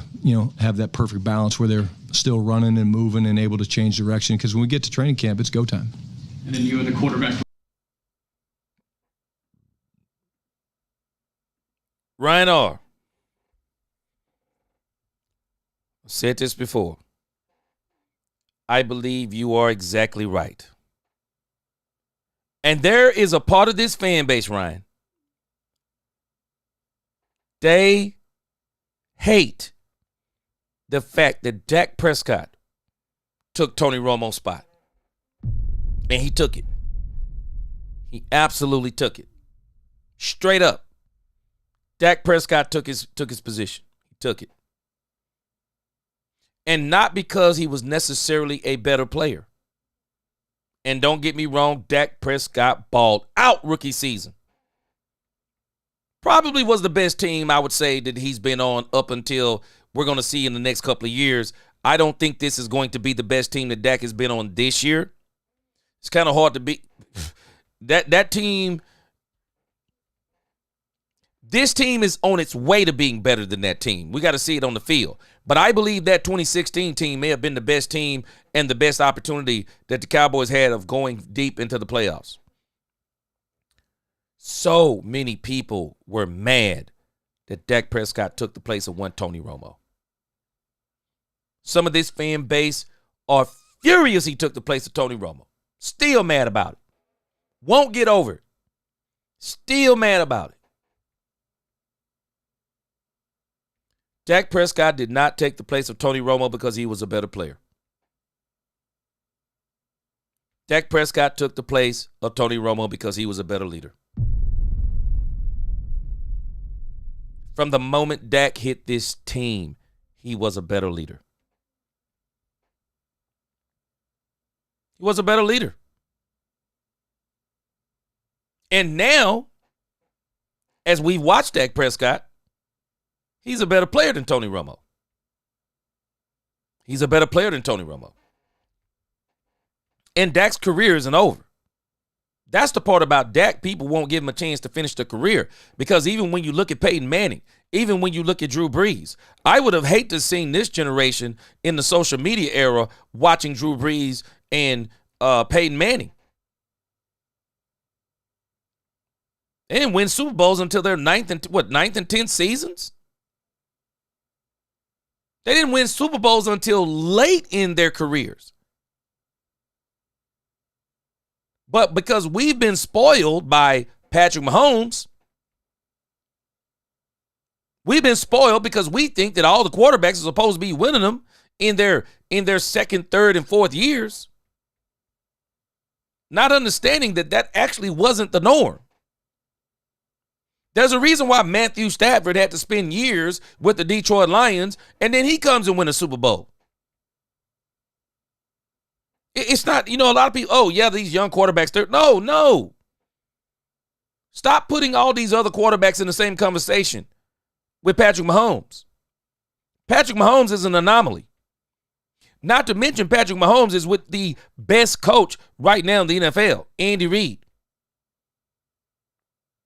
There's a lot of reasons why this dude, Patrick Mahomes, started winning so early. They were already on the verge of winning.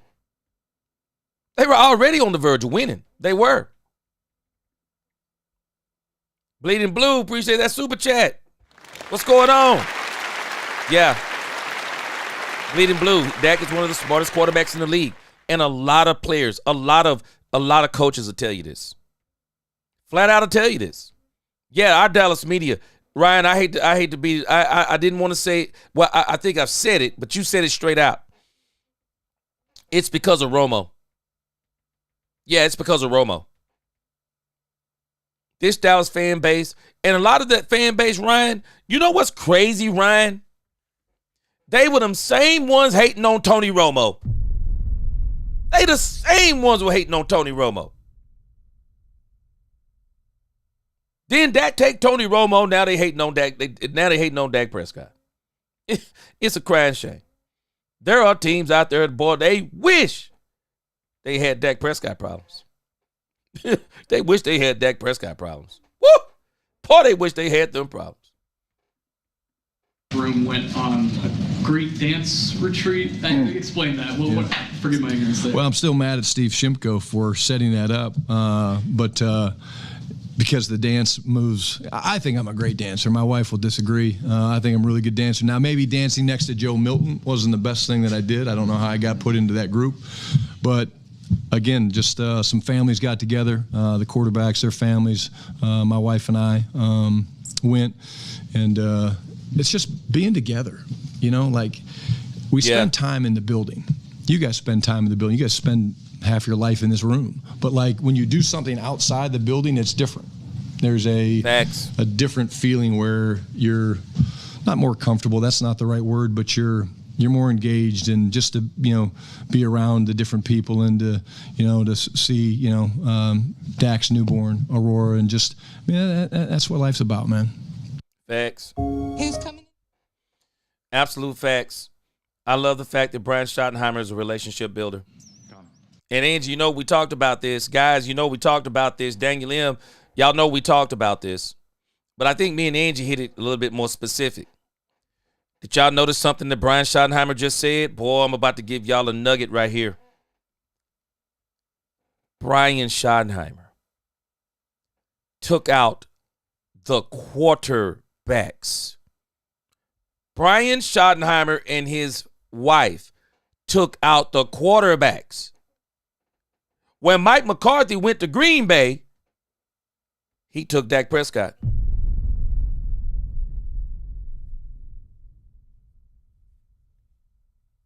Dak Prescott. That's who he took. I think Brian is taking some pages out of Bill Belichick's book. I really do think he's taking some pages out of Bill Belichick's book. Bill Belichick did this kind of stuff.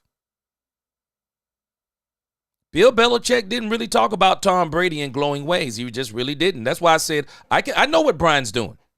I understand what he's doing. I don't have to like what he's doing, but I totally understand what he's doing. Brian, I'm telling you, he watched mistakes that McCarthy did inside that building. And Mike McCarthy made quite a few team building mistakes behind the scenes. And that's why Brian is telling us something. You cannot be behind the scenes, not building your team, having anxiety, not trusting your players, not communicating on the level with your players, your coaches, the fan base, the franchise. You can't be doing these things wrong behind closed doors and then think on game day that things are going to be right. I'm telling us. I said it before. Championships don't start when the season starts. Championships start in the offseason. Championships don't start on the field. They start off the field. Brian Schottenheimer understands this. He's trying to build the championship in a way that we haven't seen it built in a long time. He's building it off the field first. So that when he gets on the field and he's on a player and he's screaming at a player and he's throwing F-bombs, whatever he's doing, when that player hears Brian Schottenheimer talking crazy, he boils it down to nothing but football talk because he understands the goal is competitiveness. The goal is winning. The goal is the team. The goal is the Super Bowl. Brian understands this. Mike McCarthy, for as long as he's been in this league, he didn't understand that. They already mentioned this earlier. Mike McCarthy thought the quarterback was the most important thing, and maybe he's going to mention it in a minute. But Brian is going out of his way to make this team understand. And you can tell by some of these comments in the chat. You can tell by some of these comments in the chat. These people don't understand it. Brian is trying to get this team to stop blaming Dak Prescott for every one of their losses. Then when he wins,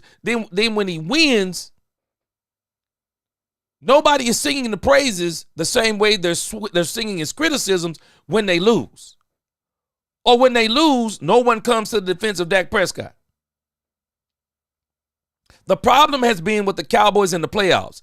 The Cowboys, Dak Prescott, mask deficiencies in the regular season. You can mask deficiencies in the regular season because you're playing week to week to week to week to week. You're having, man, when you're playing in the NFL, people don't even realize this. You're playing the next game, but honestly, there are some games you're looking at and saying, okay, we're probably going to beat this team.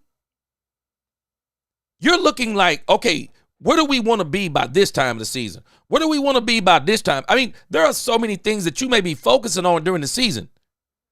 But when you get in the playoffs,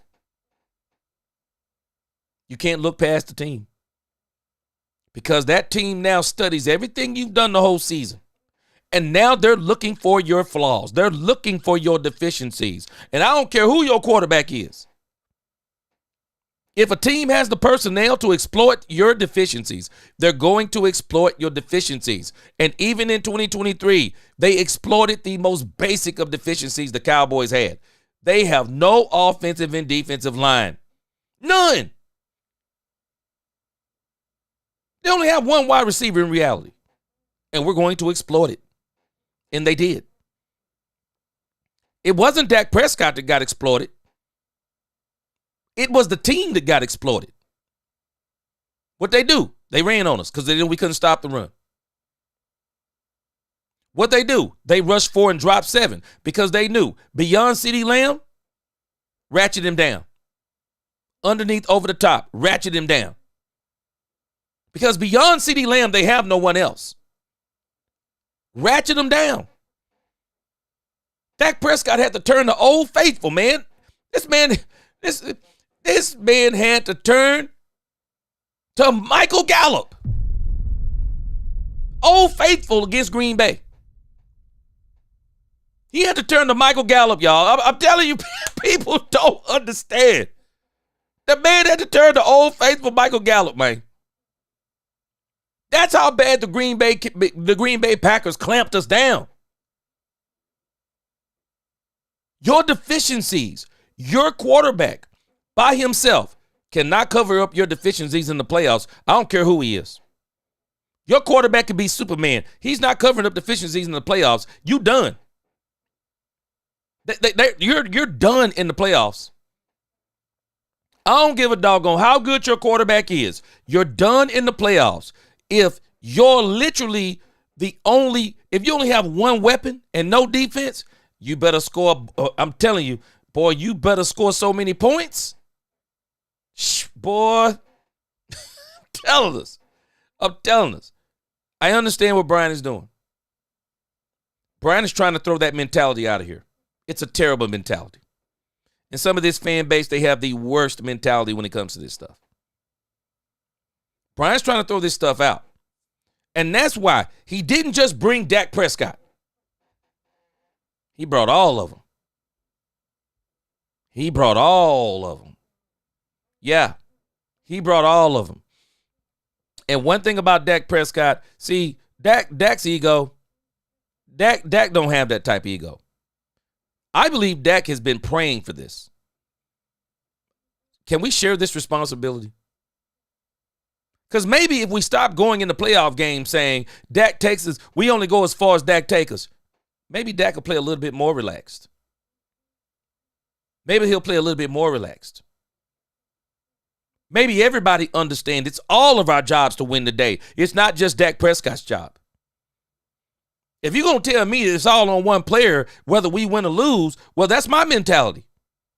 And now my mentality is that if he doesn't play flawless, even if I play flawed, if he plays flawless, we can still win. So I get to play flawed, but he has to play flawless.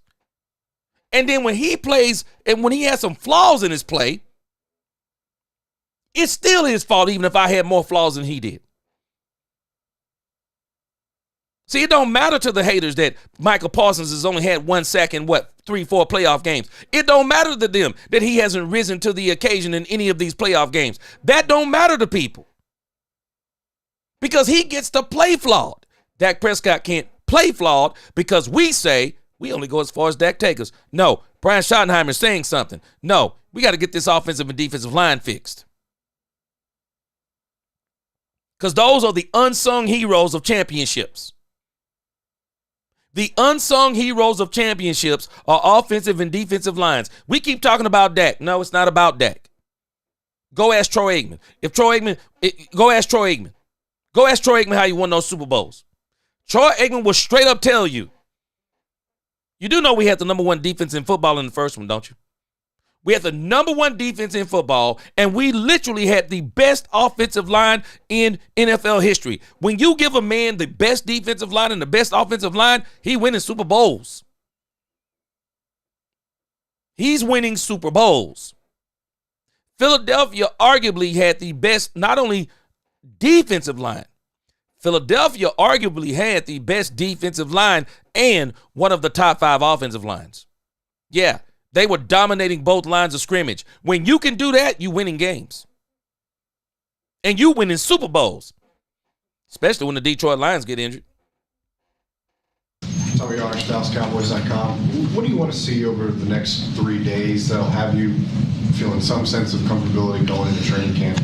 I want to see these guys compete. I want to see them continue to build and stack, really 3 good days. The fact that it's mandatory minicamp doesn't really change, again, the way that we practice. But I want to see, I'd say we're having an excellent offseason. From the start of phase 1, when we came in here and we did all lifting and meetings, to phase 2, getting on the field and working a little bit more with fundamentals than scheme. You do more fundamentals in phase 2. Straight up goes to Mike McCarthy. Do things against the opponent. And then now coming off of OTAs and into mandatory minicamp. What mandatory minicamp has really become is it's just another couple OTAs. Robert Simmons, what's up? The biggest difference for us is we will have afternoon meetings so we can watch the film and make the corrections and things like that. But in terms of the tempo, the consistency that we've had, that needs to carry over, and the focus needs to be good. Vacation's coming. We know that. But there's still work to be done these next 3 days. So Now, we need to understand something about mandatory mini camps. They're going to be great. I mean, we know we're going to be covering them here. All of our content creators are going to be covering the Dallas Cowboys mini camp. But we have to understand something about the mandatory mini camp. I mean, in actuality, the mandatory mini camp is just an extension of OTAs. I mean, it's kind of really what they are. They're an extension of the OTAs, the voluntary stuff. The only difference is now everybody has to be here. I mean, that's the big difference. But other than that, we're still going to be in the same way. We're going to get this big break, 3 weeks, and then we're going to be in Oxnard, California. And y'all get ready because it will be almost time to start the season. Oh, it's going to be great. Angie, you're right. A lot of people didn't realize that Romo was Hispanic. They didn't. My wife and I, we were kind of shocked when we first found out. But Angie, I'm telling you, folks do not understand how talented Tony Romo was. Tony Romo was absolutely talented. Problem is, he didn't really get his head into the game until it was too late. Tony did not get his head into the game until that last contract. And the Cowboys basically kind of gave him some unwritten stipulations. Tony Romo, you got to be a better leader. Okay, check. Where you head to the front. Okay, that's leadership. Okay, check. Tony Romo, you got to stop playing golf in the offseason. Oh, okay, I can't play golf in the offseason. Okay, you saying this offseason, I got to work on football. Check. They made him be the leader. And when they made him be the leader, he got hurt. Tony didn't take care of his body the way Dak does. No, he didn't take care of his body the way Dak does. That's why I said Dak ain't going up. Dak ain't going out like Tony. I don't believe he is. He's not going out like Tony. Dak going to be doing his thing. You watch what I tell you.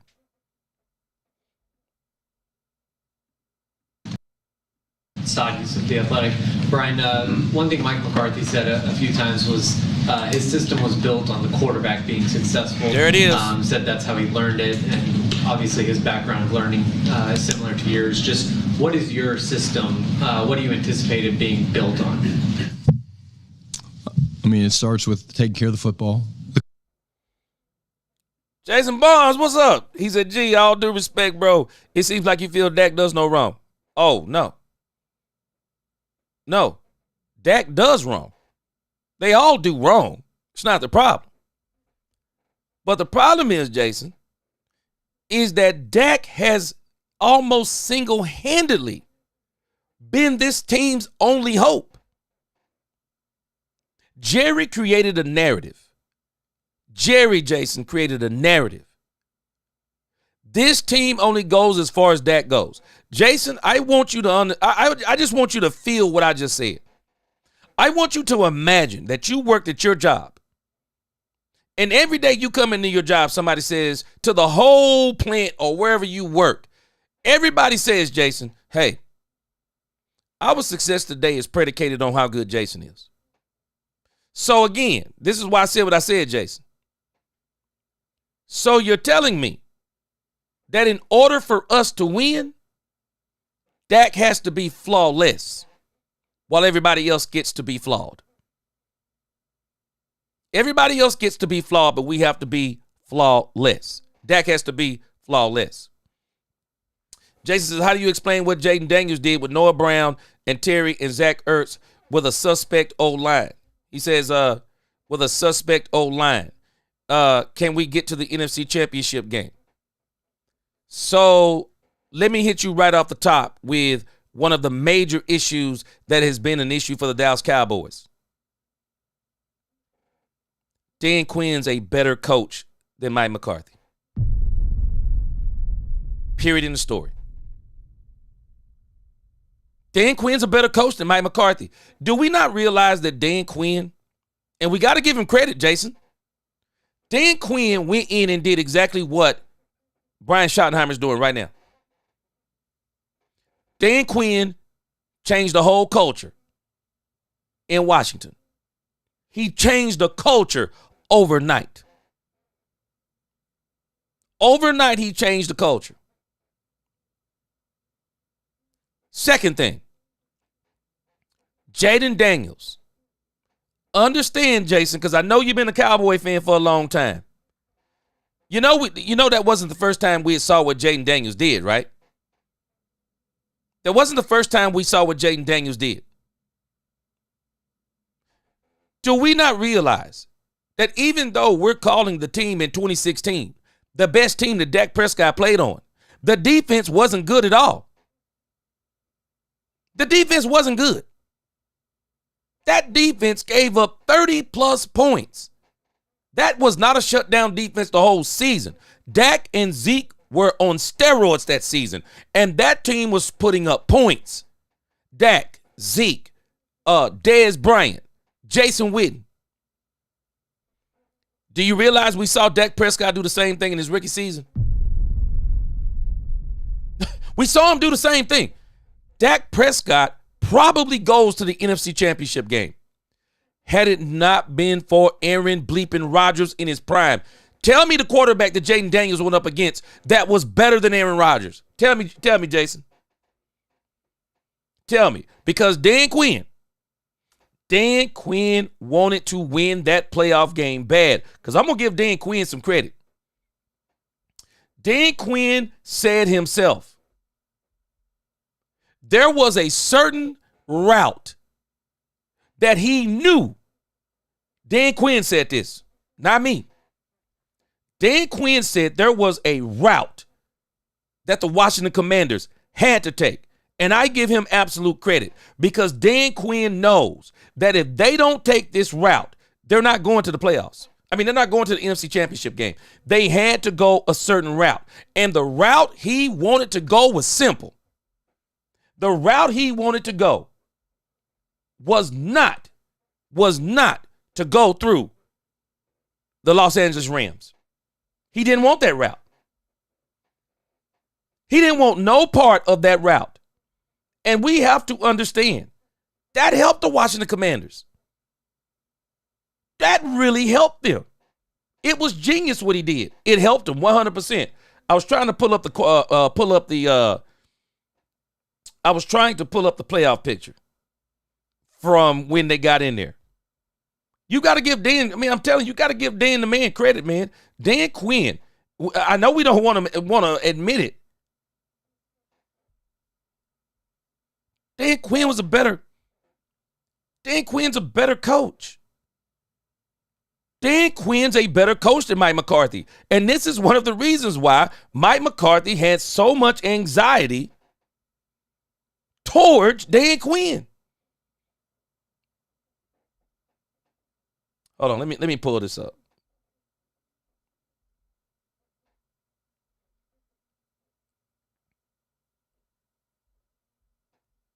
I'm telling us, even with the Washington Commanders, we're not giving Dan Quinn enough credit.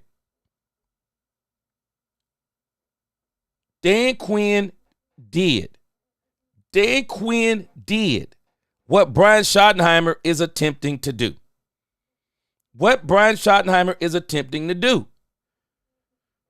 It was the culture that he built. He changed the mentality of the team. But eventually that ran out too. Because they finally came up against a team that they could not beat. But again, you got to figure in what they absolutely did. Dan Quinn purposely was trying to take a certain route through the playoffs. And I want you to think about this, Jason. So just imagine the 2016 Cowboys. What if Green Bay isn't the first team they play?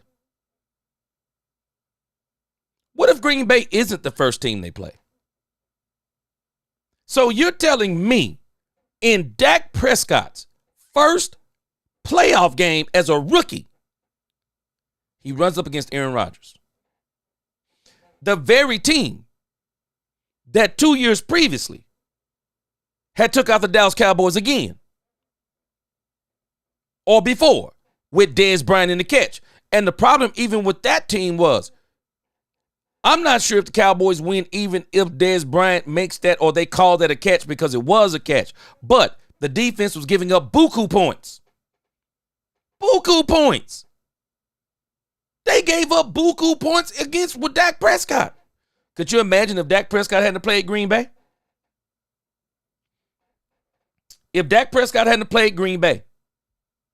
And that's why when Jaden Daniels, it's easy to explain. It is easy to explain. It was the road. It was the culture that Dan Quinn changed.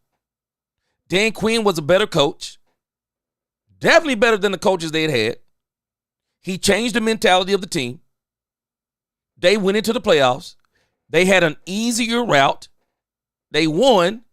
And then they came up against the Philadelphia Eagles, who, of course, they were just that good. But I was trying to find that doggone bracket, but I can't.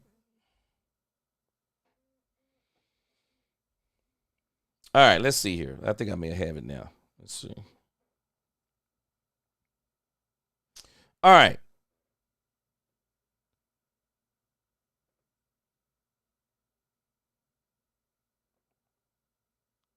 And I think this is kind of it. I'm looking at it right now. You think about this. Washington was the number 6 seed. They were the number 6 seed. And they wanted to go in and play Tampa Bay because they knew they could beat Tampa Bay. They knew they could beat Tampa Bay.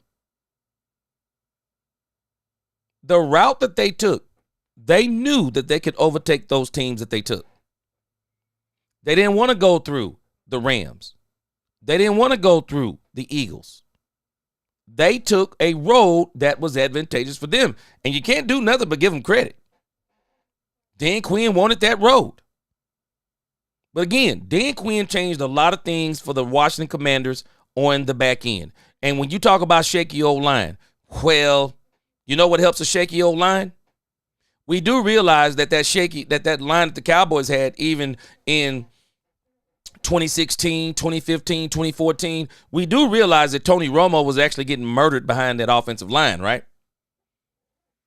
While that offensive line had Zach Martin, Tyron Smith, Travis Frederick, it was the stuff in between that might not have been quite as good as we wanted it to be. It wasn't quite because Romo was getting hurt under it. You know what made that line look better?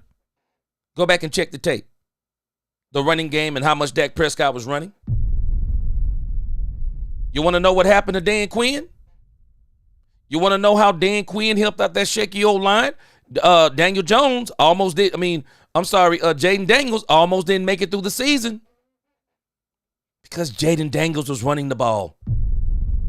The same thing that helped out the Cowboys get to that playoffs with Dak Prescott and Zeke Elliott was the same thing that helped the Washington Commanders get to the NFC Championship game.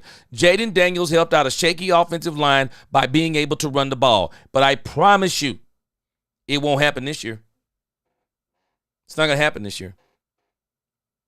When these defenses go back and they get in the offseason and they start watching tape on you, Jason Barnes, I'm telling you, you don't look the same. You don't look the same because now they know how to stop you. You don't look the same. We saw this same thing. It's not nothing new. We saw this same thing with C.J. Stroud. We saw the same thing. We're acting like Jaden Daniels is the best thing since sliced bread. We saw the same thing with C.J. Stroud. Same thing. These rookie quarterbacks, there's no tape on them. They're relying more on athleticism than anything else. And when you're good, young, and athletic, you can win some games. Until you finally get to a team that says the buck stops here. The quarterbacks, obviously, everybody knows that. Quarterbacks, and I agree with Mike. I mean, quarterbacks are so important to our game. But to me, it's never changed. You know, you got to win the turnover battle. You have to own the line of scrimmage. You have to attack with your playmakers, and you have to be multiple. That's Did y'all hear? Brian Schottenheimer.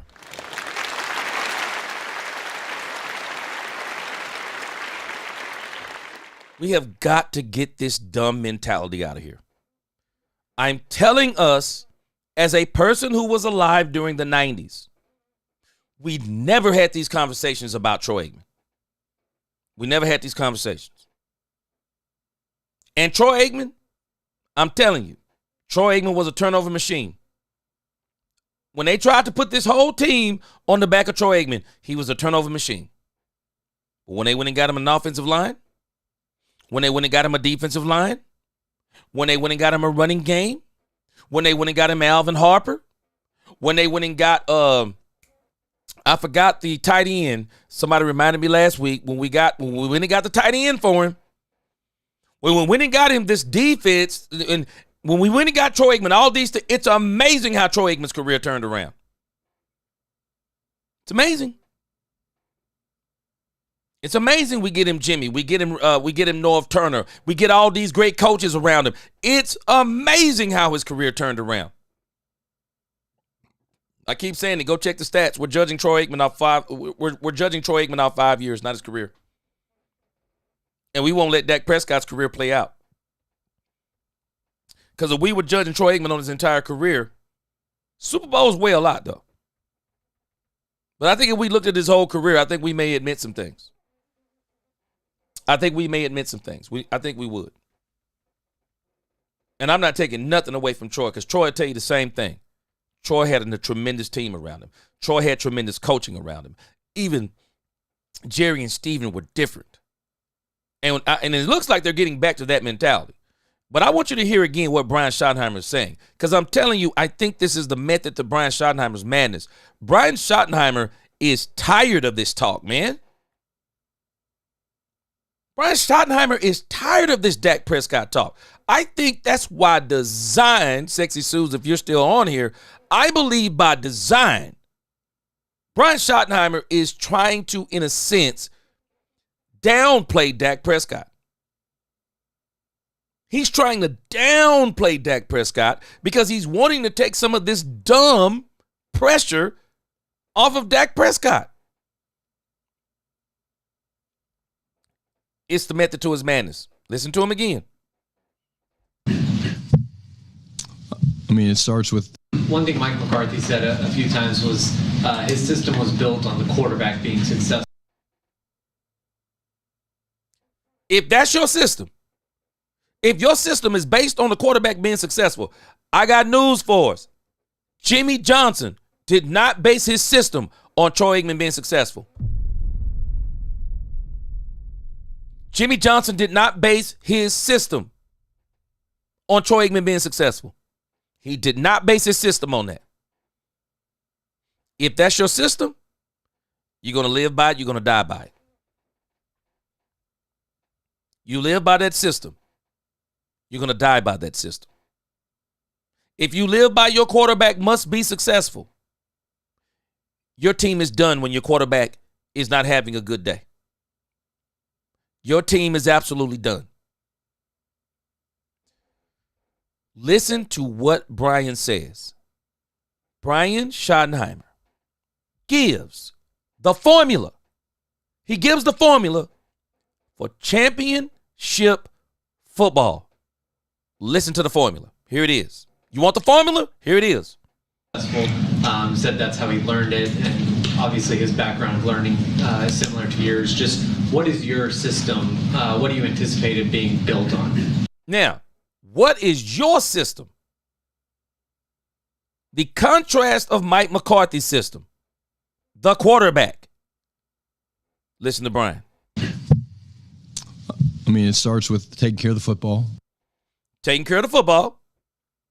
That means everybody on the offense, including Dak Prescott. The quarterbacks, obviously, everybody knows that. Quarterbacks. Everybody knows this. I agree with Mike. I mean, quarterbacks are so important to our game. But to me, it's never changed. You know, you got to win the turnover battle. Win the turnover battle. Now, watch this. That's not just your team. That's not just your quarterback. Your defense has an obligation. If your quarterback turns the ball over, then it's your defense's business to turn over the other team. It's your team's business. It's your defense's business to turn the other team over too. And if you got one turnover, it's your team's business to get 2 turnovers. It's your team's business. That's what they want to do. They want to make turning over the other team the norm. You have to do that. Let's listen to the next formula. Take care of the ball, win the turnover battle. So you got to have less turnovers than the other team. And you hope you don't have no turnovers. But understand this. Turnovers are a part of this game. Sometimes you just run up against great defenses. Sometimes they have superstar players on those defenses. Sometimes you just make a bad throw. Sometimes you make a bad read. Sometimes you get hit. Sometimes you get sacked. Turnovers are a part of the playoffs. So just like they turned your quarterback over, you got to turn their quarterback over. Listen to the next part of the formula. You have to own the line of scrimmage. Oh, Yeah. you have to own the line of scrimmage. Championship formula. Brian is talking basic football, y'all. I'm just telling you this is basic football. Everyone should know this. Okay, how do I win the game? Okay, don't turn the ball over. But if I do turn the ball over, I need to turn the other team over too. Okay, win the turnover battle. If we have 2 turnovers, then doggone it, we need to get 3 turnovers. I mean, that's really how your team has to think. If our quarterback turns the ball over, we're going out here, we're going to turn their team over. You know how I know this to be true? Because the Philadelphia Eagles exercised this same thing in the Super Bowl. You know what they did? Jalen Hurts had a turnover. He had an interception early in the game. If you go back and look at the 2022 Super Bowl, Jalen Hurts had a turnover early in the game. And a lot of people are saying you would have thought that Jalen Hurts made that turnover in the fourth quarter with 2 minutes to go. Jalen Hurts made a turnover in the first half. And people say that cost them the game. Even though they lost the game 38-35 or something like that. They say that turnover lost the game. The turnover didn't lose the game. Oh, wait a minute. I forgot. Somebody failed to mention the Kansas City Chiefs scored 38 points. It's amazing to me in the second Super Bowl against the Kansas City Chiefs, the Chiefs didn't sniff. They couldn't sniff the end zone until the Eagles took out their starters. Do y'all know Jalen Hurts turned the ball over early in the Kansas City Chiefs game in the second Super Bowl? Do you realize what the Philadelphia Eagles went out there and did? They went out there and turned over Patrick Mahomes. That's what your defense does. That's what your defense does. Your defense says, you turned over our quarterback, we're going to turn over your quarterback. And they not only turned him over, if I'm not mistaken, they picked 60. We're going to do you one better. This is why I say, no disrespect to Jalen Hurts. But Jalen Hurts didn't win that Super Bowl for the Philadelphia Eagles. He was a part of the reason why they won that Super Bowl. And that's how you want to win Super Bowls. That's how you want to win Super Bowls. I hope we go to the Super Bowl. And Dak Prescott has a pedestrian day. 21 of 27. 256 yards. 3 touchdowns. Throw in an interception if you want to. 3 touchdowns, 1 interception. And then our defense is responsible for scoring 2 touchdowns. Maybe a touchdown and putting us in field goal range. That would already have a score at 31 points. I would love for that to happen. Brian Schottenheimer is given a very simple formula because he's saying something without saying something. Mike McCarthy was right, but Mike McCarthy was wrong. In my system, everything is not going to be predicated on the quarterback only. We need everybody to do, in the words of Bill Belichick, we need everybody to do their doggone job. I guarantee you this man is tired of this same stupid talk. It's all Dak Prescott. No, it has not been all Dak Prescott. Dak Prescott, has he been a part of it? Yes. And I think a part of Dak Prescott's problem is Dak Prescott knew he didn't have the talent. He knew he didn't have the talent. He would never admit it, but he knew he didn't have the talent. And Dak Prescott found himself in situations to where he was pressing. He found himself in situations where he was pressing. He found himself in situations to where he was trying to spark a defense that had already given up the moment they got down by 7 points, because Dan Quinn had a defense that was absolutely designed to play with a lead and not from behind. Dan Quinn did not have the defense that played from behind. Once you put the Dallas Cowboys in a situation to where you had the lead and you could run on them, that defense was done, because you could run all up and down through the middle of that team. Up the middle, on the edges, anything on that team. That was the problem with that team. Brian Schottenheimer is saying, man, we're getting away from this stuff. Watch this.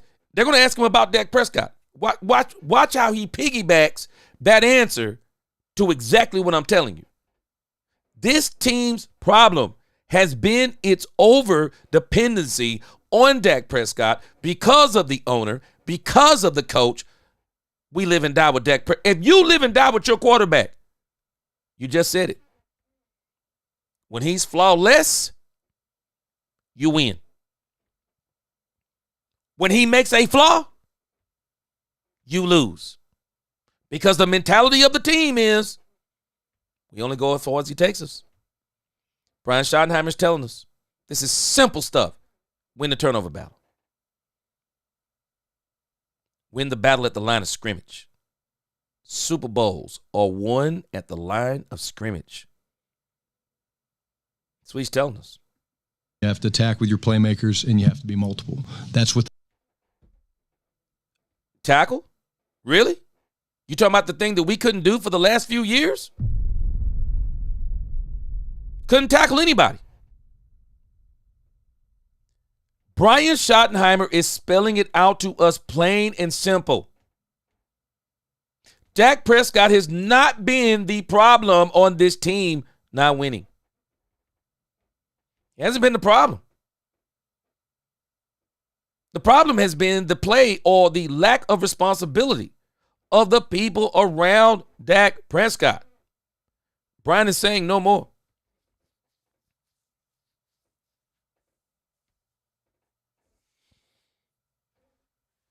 Robert said, I got a question. When fans put Lamar Jackson, Josh Allen, Justin Herbert, and C.J. Stroud, Baker Mayfield is top 5 or 10 quarterback in the NFL, what does they base them on being top 10 or 5? Their opinion? Their opinion? Pro Football Focus showed us, Robert Simmons, it's based on their opinion.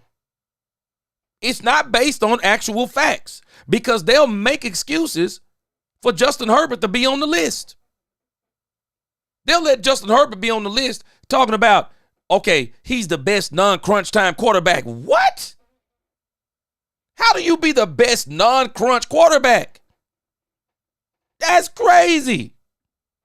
Angie says, appreciate that super chat. Yeah.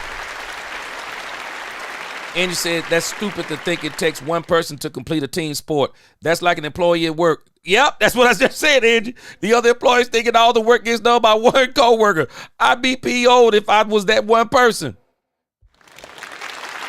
Angie. Could you imagine walking in your job and your boss says, okay, guys, let's have a meeting. Everybody come to the middle. Our success today is based on Angie's success.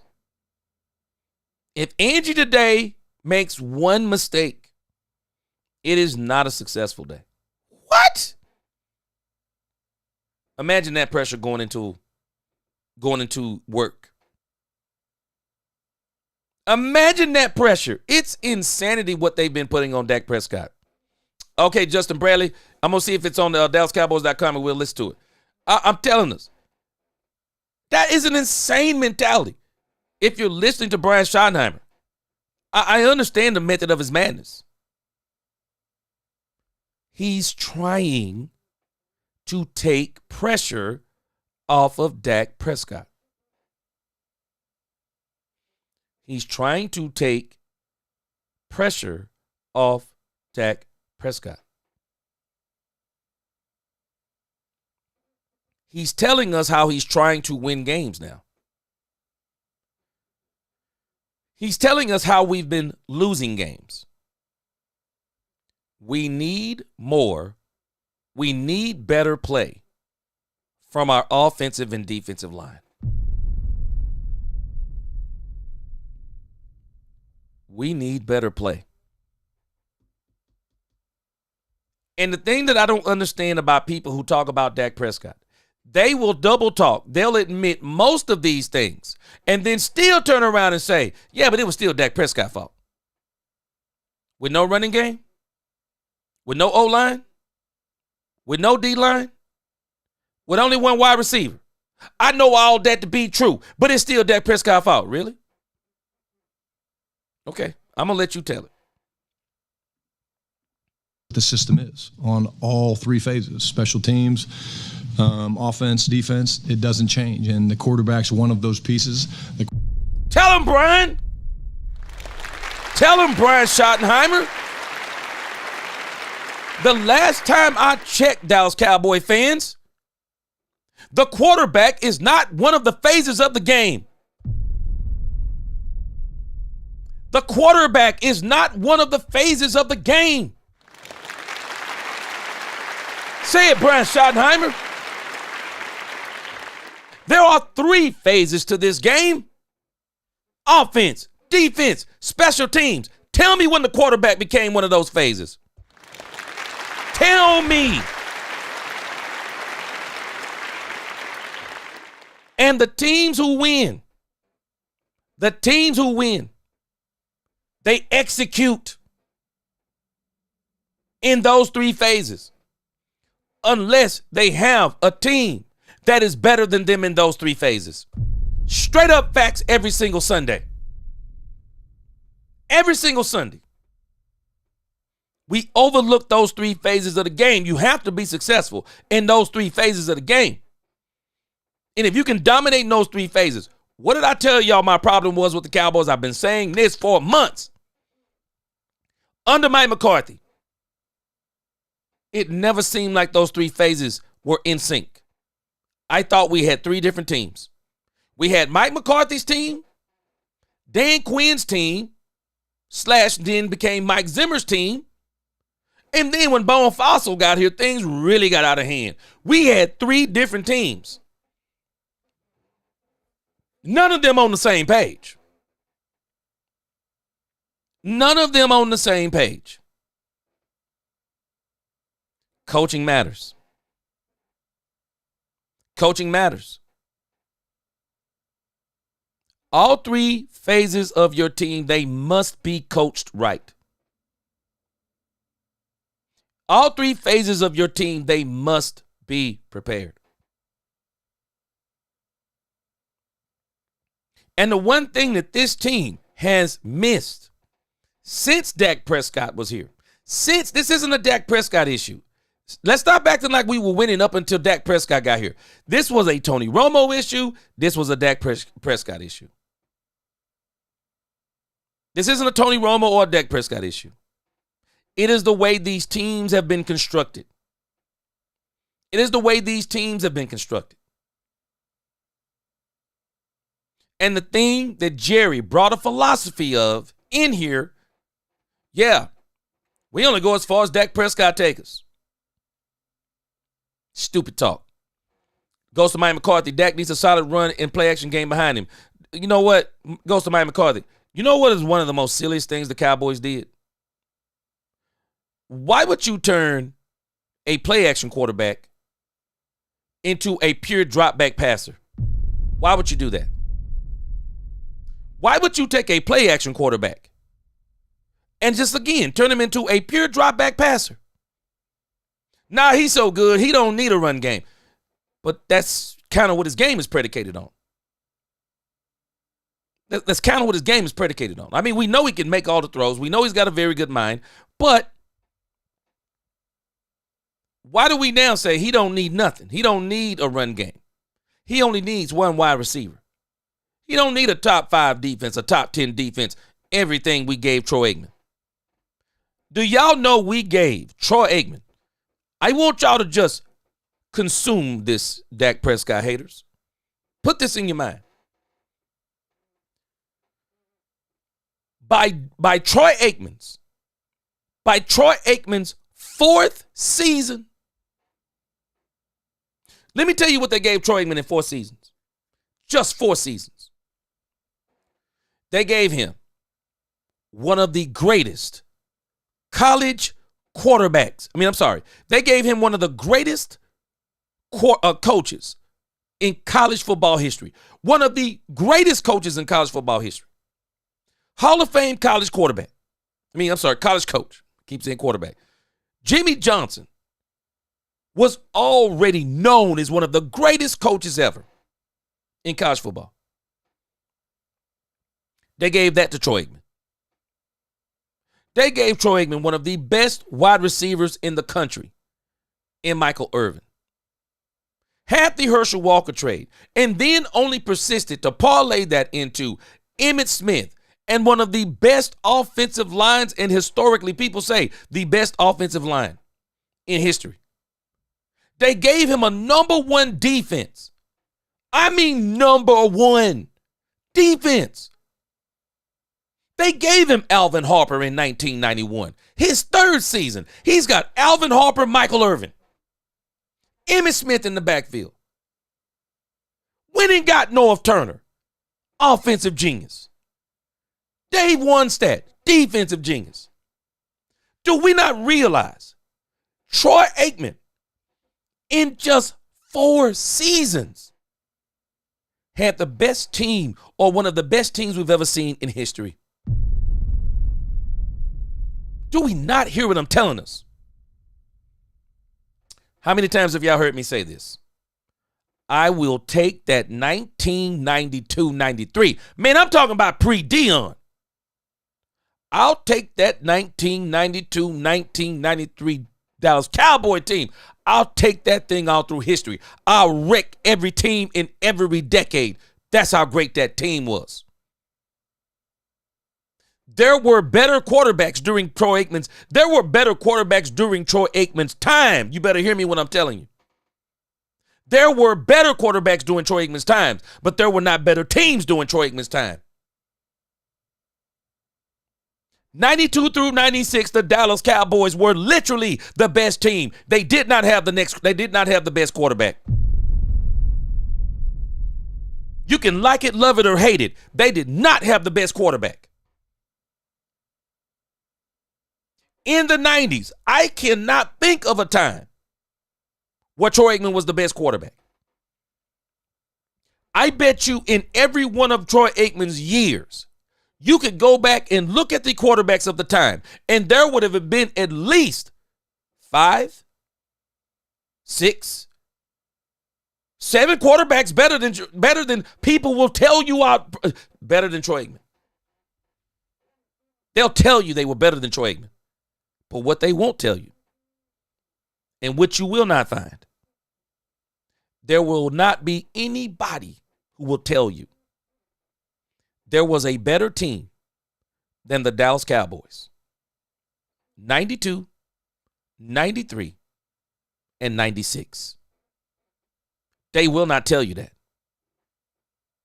They want to. Do we not realize the Cowboys did that for Troy Aikman in 4 years? They got this man Charles Haley in 1992. Troy Aikman had a bona fide number 1 defense. Tell me when Dak Prescott or Tony Romo played with a bona fide superstar, historically great defense. Tell me when Tony and Dak did it. I'll concede. Tell me when Tony and Dak did it. Tell me when Tony Romo ever played with a wide receiver duo like George Pickens. I'm sorry, I don't even want to mention this yet. Tell me when Tony Romo played with a wide receiver duo like Alvin Harper and Michael Irvin. Tell me. Tell me when he played with Irvin, a duo of Irvin, Harper, and a running back like Emmitt Smith, and the best line in football. Tell me. Just tell me. Dak Prescott has never had that privilege either. He's never had that privilege. Because I know what we're comparing Dak to. We're comparing Dak to Troy Aikman. We're comparing him to Troy Aikman because even if you're comparing Dak to the quarterbacks of his time, well, there haven't been many quarterbacks that have won Super Bowls during Dak's time. We do know this, right? And every quarterback that has won Super Bowls during the history of Dak Prescott. Let's see. Tom Brady, Patrick Mahomes, Matthew Stafford with a super team, Jalen Hurts with a super team. All of those teams, Dak Prescott has not been on one team that compared to theirs. Not a one. Dak has not been on one team that is compared to those Super Bowl teams. Book it. I understand what Brian is trying to do. Brian Schottenheimer is trying to kill this conversation that we keep having about Dak Prescott. He's trying to kill it because he understands this attitude that's in the Dallas fan base. It's in the Dallas media too. You better believe it's in the Dallas media. This attitude that is in the Dallas media, this attitude that's in the Dallas fan base, this attitude that is even on some of the players that have been on this team. We got to get this mentality out of here because if not, it's going to be the same thing. It's going to continue to be the same problem over and over. And that's why I know by design, Brian is trying to get rid of this. It's the dumbest conversation that we have about the Cowboys.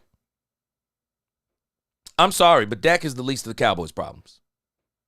Dak Prescott is the least. And that don't mean that Dak has been flawless with this team.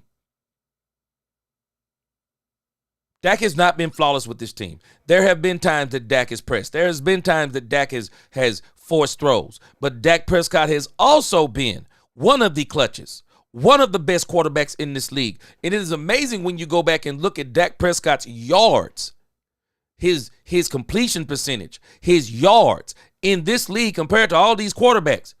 Do you know that Dak Prescott is in the top? Dak Prescott is in the top 10, missing 2 seasons. Do we not realize that had Dak not missed 2 seasons, Dak Prescott would be the number 1 rated quarterback in the NFL and has done way more with less than any of these teams we're talking about. And I'm telling us this is the nonsense that Brian Schottenheimer is trying to get out of here. It is a plague in this entire thing. It's a plague.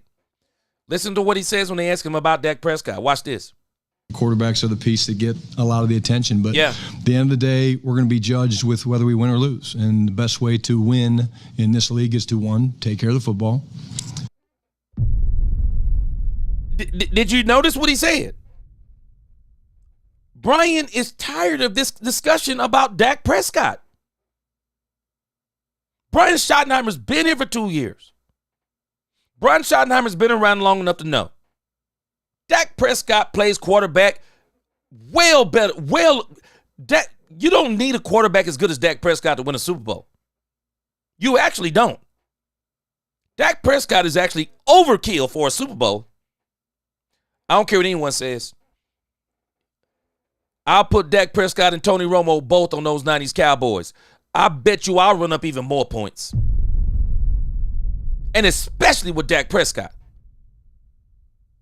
I bet you I would destroy teams with Dak Prescott on those 90s Cowboys. With that offensive line and the way Dak Prescott ran the ball in his first 4 seasons, I would destroy teams. They wouldn't have a chance. They wouldn't have a chance with Dak Prescott and Emmitt Smith. They wouldn't have a chance. Dak Prescott, Emmitt Smith, that offensive line and those wide receivers, that tight end and that defense, they wouldn't have a chance against Dak Prescott in the 90s Cowboys. Tony Romo, I'm going to tell you straight up. Tony Romo would have been putting up, Tony Romo would have been putting up 400 yards with that team. And I'm not taking nothing away from Dak. Away from Troy. I'm just telling you. Tony Romo Tony Romo with Michael Irvin and Alvin Harper? It's over. It's over. Tony Romo and Dak Prescott are winning with the 90s Cowboys. There's a lot of quarterbacks actually winning with the 90s Cowboys. Just telling you the truth. And I love Troy Aikman. They're winning. But Jimmy didn't have this mentality either. Jimmy wasn't dealing with this Troy Aikman nonsense. Jimmy wasn't dealing with this Troy Aikman nonsense of we only go as far as Troy Aikman takes us. That's not how Jimmy thought. Jimmy understood. Now we win with teams. You win with all three phases in this game. That's exactly what Brian is doing. And even as he circles back around the block, you notice what he's doing? He's taking the responsibility off of Dak Prescott. Let me let you hear him say it again. We win as a team. Listen. Actually, one of those pieces, the quarterbacks are the piece that get a lot of the attention. But at the end of the day, we're going to be judged with whether we win or lose. And we. Do you know how we've been judging the Dallas Cowboys? Even with, we'll sit back, talk about Jerry Jones, talk about what he hasn't done, talk about this, that, and the other, and we'll still fall. Every time we come back, we do the same thing people are doing in the chat. They flip the discussion to Dak Prescott. Brian said he's tired of this conversation.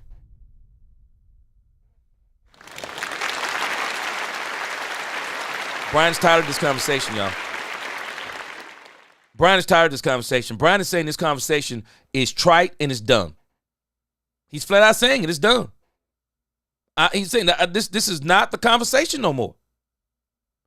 Dominique Pittman, he says, I blame Kellen Moore for making Dak Prescott a pocket passer. The minute they made him OC, I knew what was going to happen.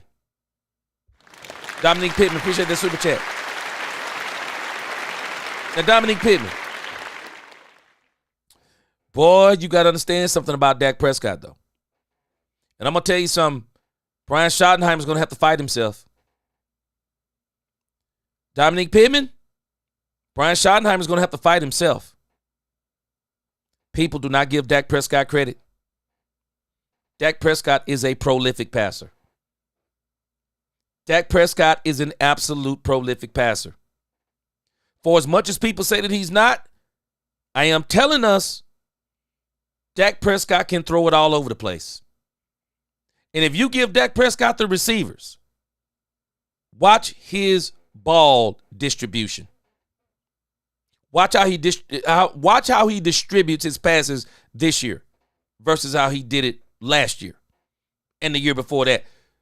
Dak Prescott, if you give him the receivers, there have been games where Dak Prescott has literally hit 9 different receivers.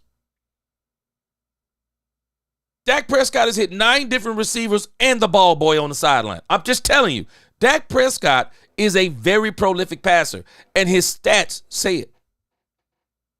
His stats show it. Dak Prescott is one of the best passers in this game. He will throw it all over the place. Brian Schottenheimer is going to have to resist.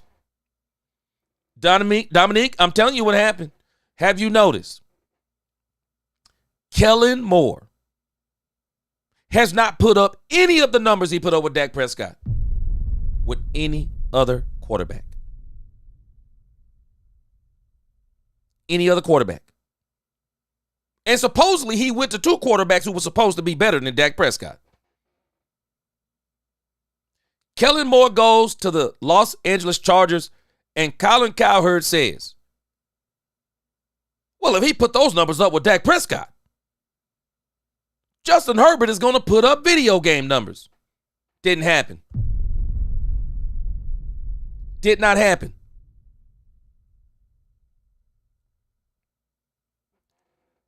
He gets with the Philadelphia Eagles. I'm going to have to check on my girl Niecy. I hadn't seen her in a while. Niecy brought this up. Kellen Moore tried to pull the same thing with Jalen Hurts that he did with Dak Prescott. You know what happened? It didn't work for Jalen Hurts because he can't throw the ball like Dak Prescott. He can't read defenses like Dak Prescott. And as a matter of fact, that's not his game. It's amazing to me, Dominique, that Kellen Moore is famous, whether anyone realizes it or not. You know when people recognize him as a great offensive coordinator? Dak Prescott. Because if you look at these other quarterbacks, their numbers don't show it. Kellen Moore got with the Philadelphia Eagles, and finally they said, hey, man, you got to run the ball. Run the ball. You have to run the ball. And Kellen Moore ran the ball. But with Dak Prescott, he couldn't resist.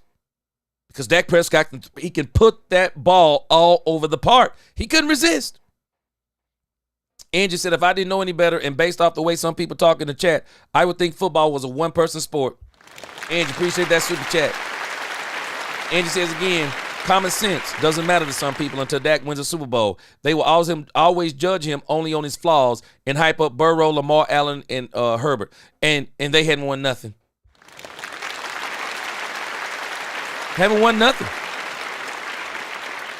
Haven't won absolutely nothing.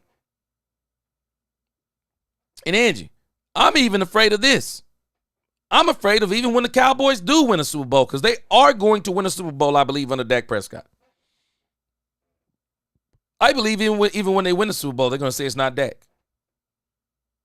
And I'm telling us, you can tell by the way Brian Schottenheimer's talking. He's tired of this conversation about Dak Prescott. Just keep listening to how he's talking. And the best way to win in this league is to, 1, take care of the football. Take care of the football. 2, to have an incredible set of offensive and defensive linemen to control the game, whether you run it, throw it. People want to talk about numbers. Do you throw it 40 times? Do you run it 40 times? Well, it doesn't really matter. Do you hear him? This is why I'm telling people. Do not count on Brian Schottenheimer running the ball 50% of the time. That is not the issue. Brian Schottenheimer has fundamentally identified one of the Cowboys' major problems. And do you notice what he's not putting in this list? I find it to be strange. He's not talking about Dak Prescott. He's not talking about Dak Prescott. I wonder why he didn't say the quarterback. Why didn't he say the quarterback? Why didn't he say the quarterback? Brian has recognized a fundamental problem with this team. It's offensive and defensive line play. It's terrible. It can't run the ball. It can't stop nobody from running. That starts up front. Even the quarterback play starts up front. It starts up front. The Cowboys are terrible in the trenches.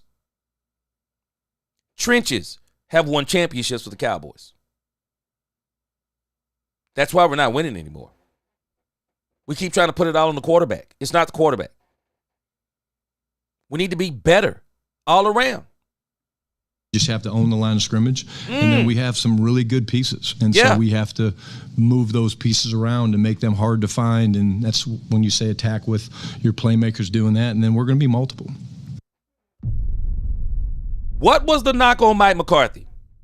Go back and read when he got let go of by the Green Bay Packers. And then look at why he got let go of by the Dallas Cowboys. Mike McCarthy has Kevontae Turpin and don't utilize him. Explain it. You have a lack of weapons on your team. CeeDee Lamb, it kind of goes downhill. Can you explain to me why he didn't use the fastest player in the NFL?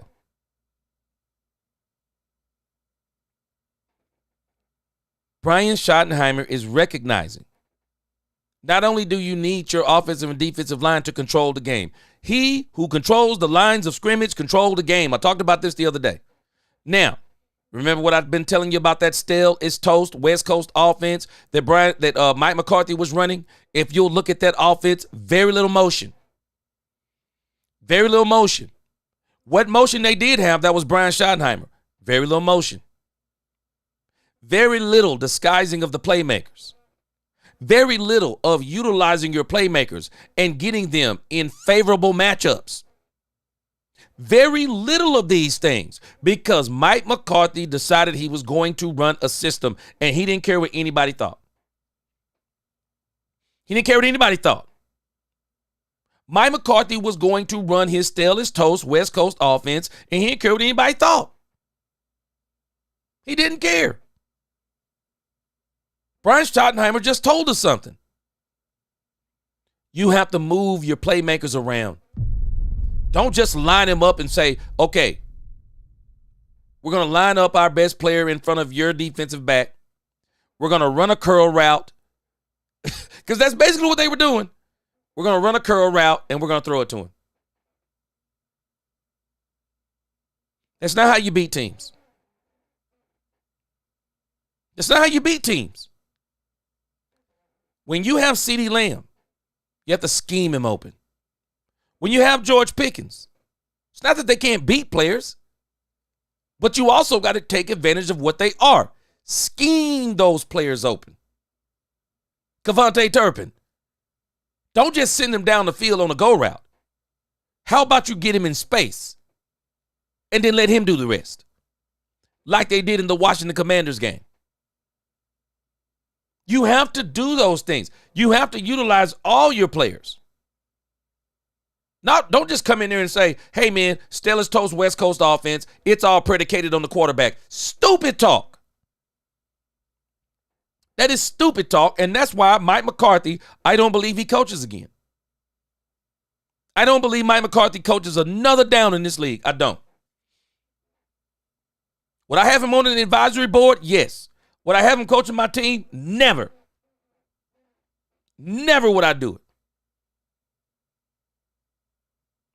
And now, Dak Prescott, we're going to see what happens. Brian Schottenheimer, Jerry, they're finally getting this man some players, and they're not done.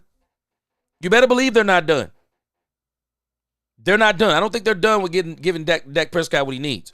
But Brian Schottenheimer's understanding something. Man, until we get this offensive and defensive line right, don't talk to me about Dak Prescott.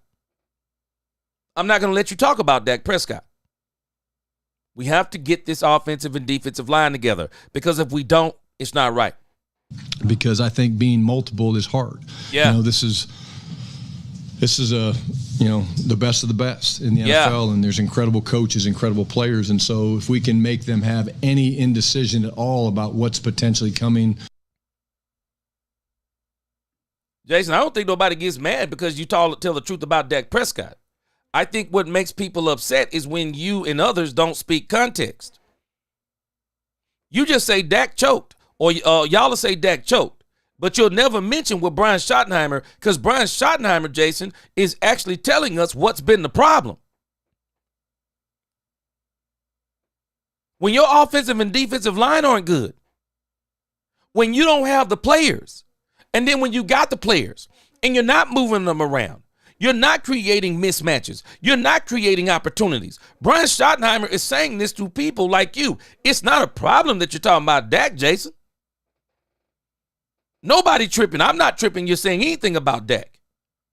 But understand some of the issues that we've talked about with Dak Prescott. They aren't Dak Prescott issues. They're issues with deficiencies we've had on this team. That's the part that you don't want to acknowledge. The Cowboys have not, because see, you can't have the same conversation. You can't say what you're saying without having this conversation. Before you call a person a failure, can we get them what they need first?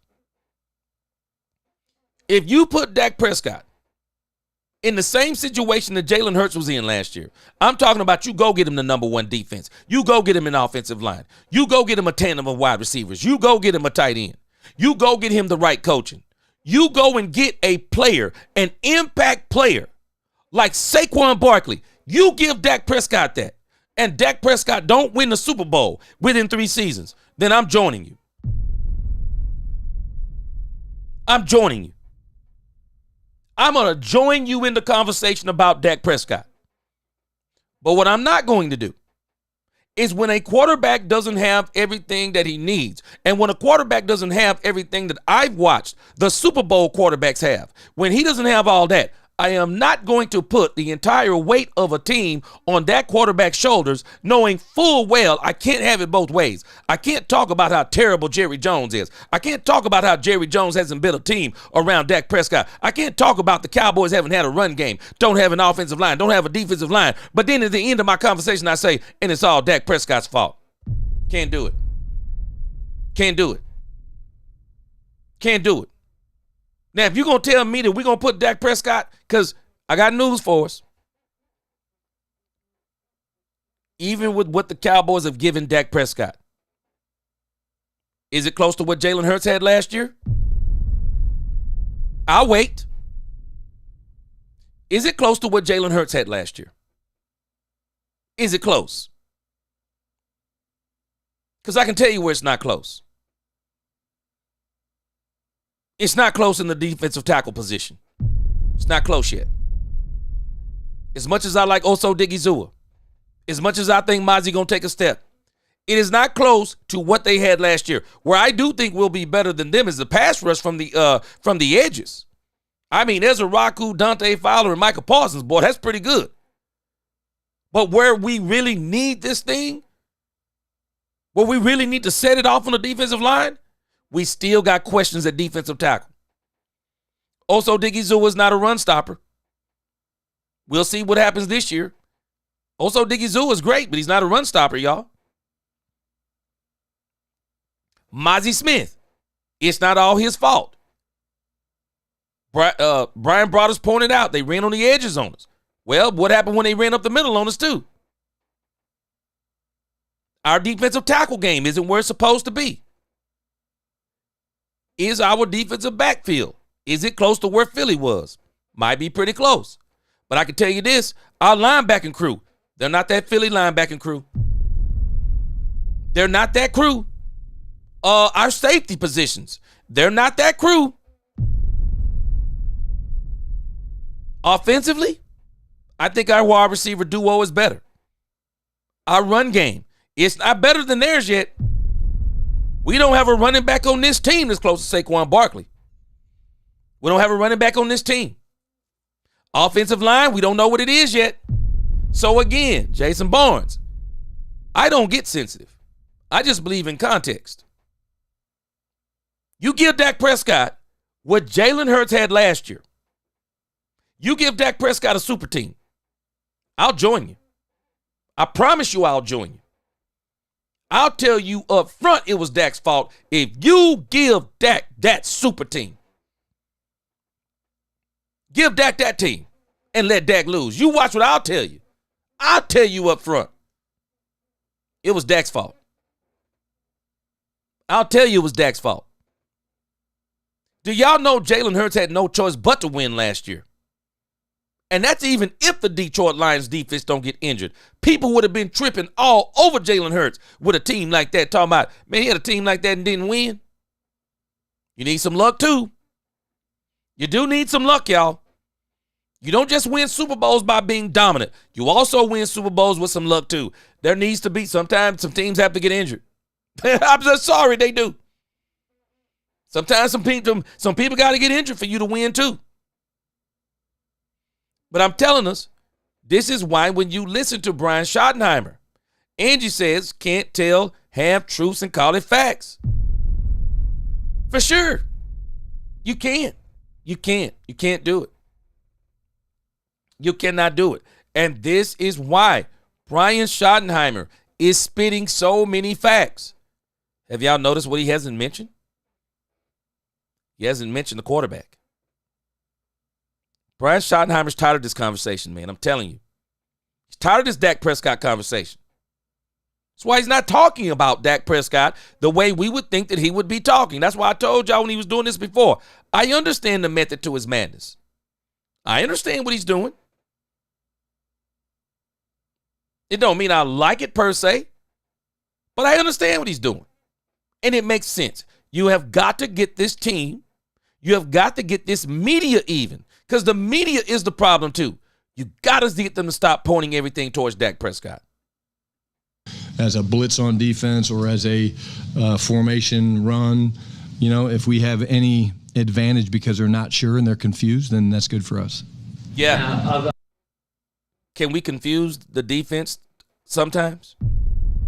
Can we just stop lining up and letting them just, okay, we see this is how they're lined up. They got triplets. They got 2 to one side, 1 to 1. Okay, can we give some variation? There's a reason why I call Mike McCarthy's West Coast offense stale as toast West Coast offense. There is a reason. It is. Angie said unpopular opinion.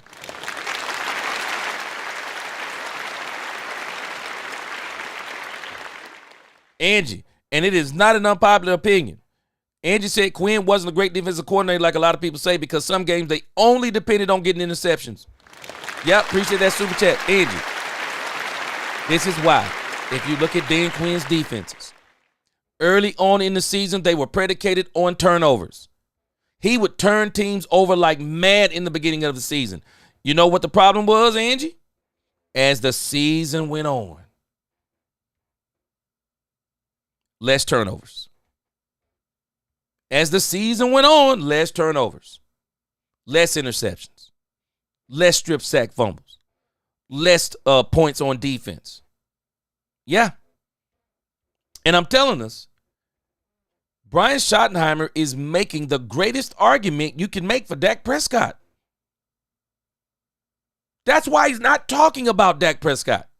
Because Brian Schottenheimer understands. He's not the problem. He's not the problem. Brian is going to have to really, really fight himself. Because Dak Prescott may very well be the best quarterback he's played for, that's played for him. He may very well be the best quarterback that has played for him. Brian's going to really have to fight himself on this. Because I'm telling you, Dak can make so many throws. He's so smart. And with some of the things that Brian is going to do, and Dak is going to pick this stuff up so easy. Brian has already said Dak's going to play elite quarterback for him. And the reason why he's going to play elite quarterback is because of the situations, because of the mismatches, because of the strategy, because of the run game they're going to implement on this offense. Oh, it's going to play to Dak's strengths. I'm telling y'all, Dak's going to ball out. He's going to ball out this year. Dak's got a different pep in his step. He's going to ball out, and he knows he is. He knows what this is, y'all. The many statistics out there now, is there one that you look at that will indicate to you during the season that Dak is being successful right now? Wait a minute. If y'all hadn't watched this right here, this answer that he gives about Dak Prescott says it all. This answer right here. Alex says, look, he said there's a video posted by a channel named The Pocket. He did a deep analysis on all the playoff games Dak has played. He concluded, Dak hasn't held the Cowboys back. The Cowboys have held Dak back. I'm going to write that down. I'm going to see if we can pull that video up and watch it on our next meeting. Okay, you said The Pocket. Okay. I'll go back and look at that tonight. Appreciate that super chat, Alex. We'll go back and look at that tonight. And we'll feature that. We'll feature that, The Packet. Okay, if we don't do it tonight, I'm going to make sure I get the Ezraku video tomorrow. All right. Now, I want y'all to listen to the answer that he gives about Dak Prescott. And I'm going to let us off here in just a few minutes. I know that I think we got some more content creators coming on around 8 o'clock. I think Boss Cowboy comes on around 8 o'clock. Some of you may want to check out what he's talking about tonight. So we're going to get off here before 8 o'clock so y'all can check out Boss Cowboy. I want you to hear this answer for Brian Schottenheimer. Let me tell you how I know. I'm going to tell you how I know that Brian Schottenheimer is absolutely understanding the problem with the Dallas Cowboys and this conversation that people keep having around Dak Prescott. I'm going to show you how I know this man is tired of this conversation. He is unequivocally tired of this conversation about Dak Prescott. Listen to this question again about Dak Prescott. Check this out. Formation run, if we have any advantage because they're not sure and they're confused, then that's good for us. of the many statistics out there now, is there one that you look at that will indicate to you during the season that Dak is being successful right now? He's doing what you want him to do in your system? Yeah, wins. Garrett Hoodell, CBS. The silence is deafening. Win. That's it.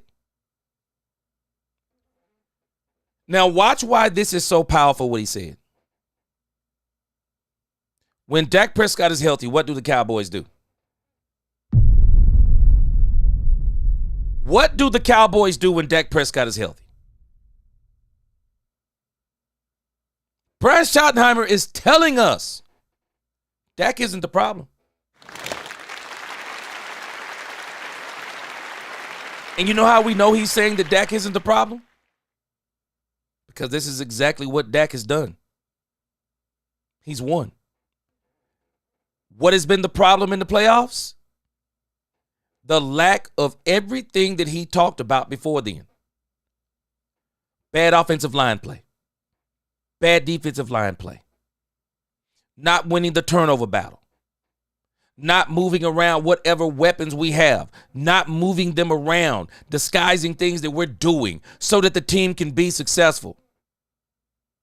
Do we realize that Dak has won 12 games, 2 seasons? And in one of the seasons, the team won 12 games. I can't remember, Dak missed maybe 5 or 6 games. And that team, they still wound up winning 12 games. Dak's going to win. End of story. Dak was going to win before they got George Pickens. He was going to win. But now with George Pickens, everything they're doing, yeah. The Cowboys are on their way, but understand this. They still got some ways to go. They do. Yeah. We're going to talk about this some more. We'll be back tomorrow. We'll maybe finish up the rest of this interview tomorrow. I'm going to go and check out what I got sent by Alex. I'm going to check out this thing with the packet, or the pocket. I think it's the pocket, right? We'll check out the pocket. I'm going to see what he wrote about, what he did about Dak Prescott. We'll see if we can play that tomorrow. But I'm telling you, Brian is telling us, man, everything he's saying, Brian is telling us what's been the problem. We'll cover some of our other topics that we missed. Y'all know I'm going to break these videos all the way down. I'm going to analyze every little word on these videos. Y'all already know how I do it. And we'll finish breaking down the rest of it tomorrow. But I'm just telling us, man, if you listen to what Brian is talking about, I understand clearly the answers that he's given. He tries not to put everything on Dak Prescott. Brian is just expressing the importance of this team, the team's performance. Gotta have it. I agree with him. I've been saying this. Anybody who watched the Philadelphia Eagles last year, if you do not understand what they put around Jalen Hurts, I don't know what else to tell you. The best team beat the team with the best quarterback. That's all you need to know. The best team beat the team with the best quarterback. That's all you need to know. Angie, appreciate you co-hosting today. Yes, sir. Big Bass, what up? He said, thank you for your work. Alex said, great show. Hey, we gonna come back again tomorrow with this. I'll be doing Cowboys After Dark, not tonight, but I'll be doing Cowboys After Dark on Wednesday night. We'll be back with Cowboys After Dark. You know what I mean? I don't know. I could be feeling a certain type of way tonight. And if I am, I'll come back tonight. But for sure, we're doing Cowboys After Dark on Wednesday night. And who knows, if I feel a certain type of way, I might come back and do it tonight. My wife go to bed early. I might do it tonight. But I'm telling us, man, Brian Schottenheimer is giving us a powerful discussion here. He really is. He's telling us to our face, y'all got this wrong. He's telling us, man, this is not Dak Prescott's fault. He's telling us to our face, whether we accept it or not. Hallelujah. He said it happens in football often. Yeah, you talking about all the blaming of the quarterback? Yeah. 12 wins, a poor run defense and a running game. Nasty work. Yeah. Yes, sir. Dak's done great in spite of. Despite what we put in front of him. But Brian Schottenheimer is determined, and I love what he's doing. Brian Schottenheimer is determined. They're going to win a Super Bowl. And I think they got a way to go. We're doing some great things, y'all. We're doing some great things. I think we got to make some more moves, though. And I don't know if we can get all these moves in this year. I don't. We just got so much to do. I'm just not sure we can get it all in. We're still questioning our defensive tackle play. We still got to see what our offensive tackle play is going to be. And I believe we're going to make steps in those areas. But the issue is how big would those steps be? We still got questions in our cornerback room. We still got questions in our safety room. We still got so many questions. We got to see what our running back room is going to be once we get it on the field. We still got a lot of questions.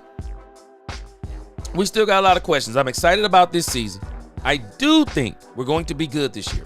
But I still think we might need one more offseason to build this thing into what it's going to be. But I do think we'll see flashes this year. But if the Cowboys make some moves, Daniel Lim's going to be happy. I saw the Jalen Ramsey thing come up again. Who knows what they'll do at defensive tackle? We'll see. We'll see these things more as this offseason develops. But again, I'm excited about what the Cowboys are doing. They'll be better than last year, and I think we're going to be pleasantly surprised. Dominique, I'm going to see how I feel if I do Cowboys After Dark. We're going to see.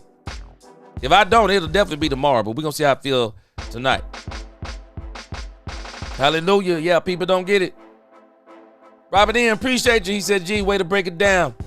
All right, guys, y'all hit that like button on the way out. I appreciate you. Best chat on YouTube. I'll see y'all again if the Lord is willing. Until the next time, let's talk Cowboys where we talk facts. Peace.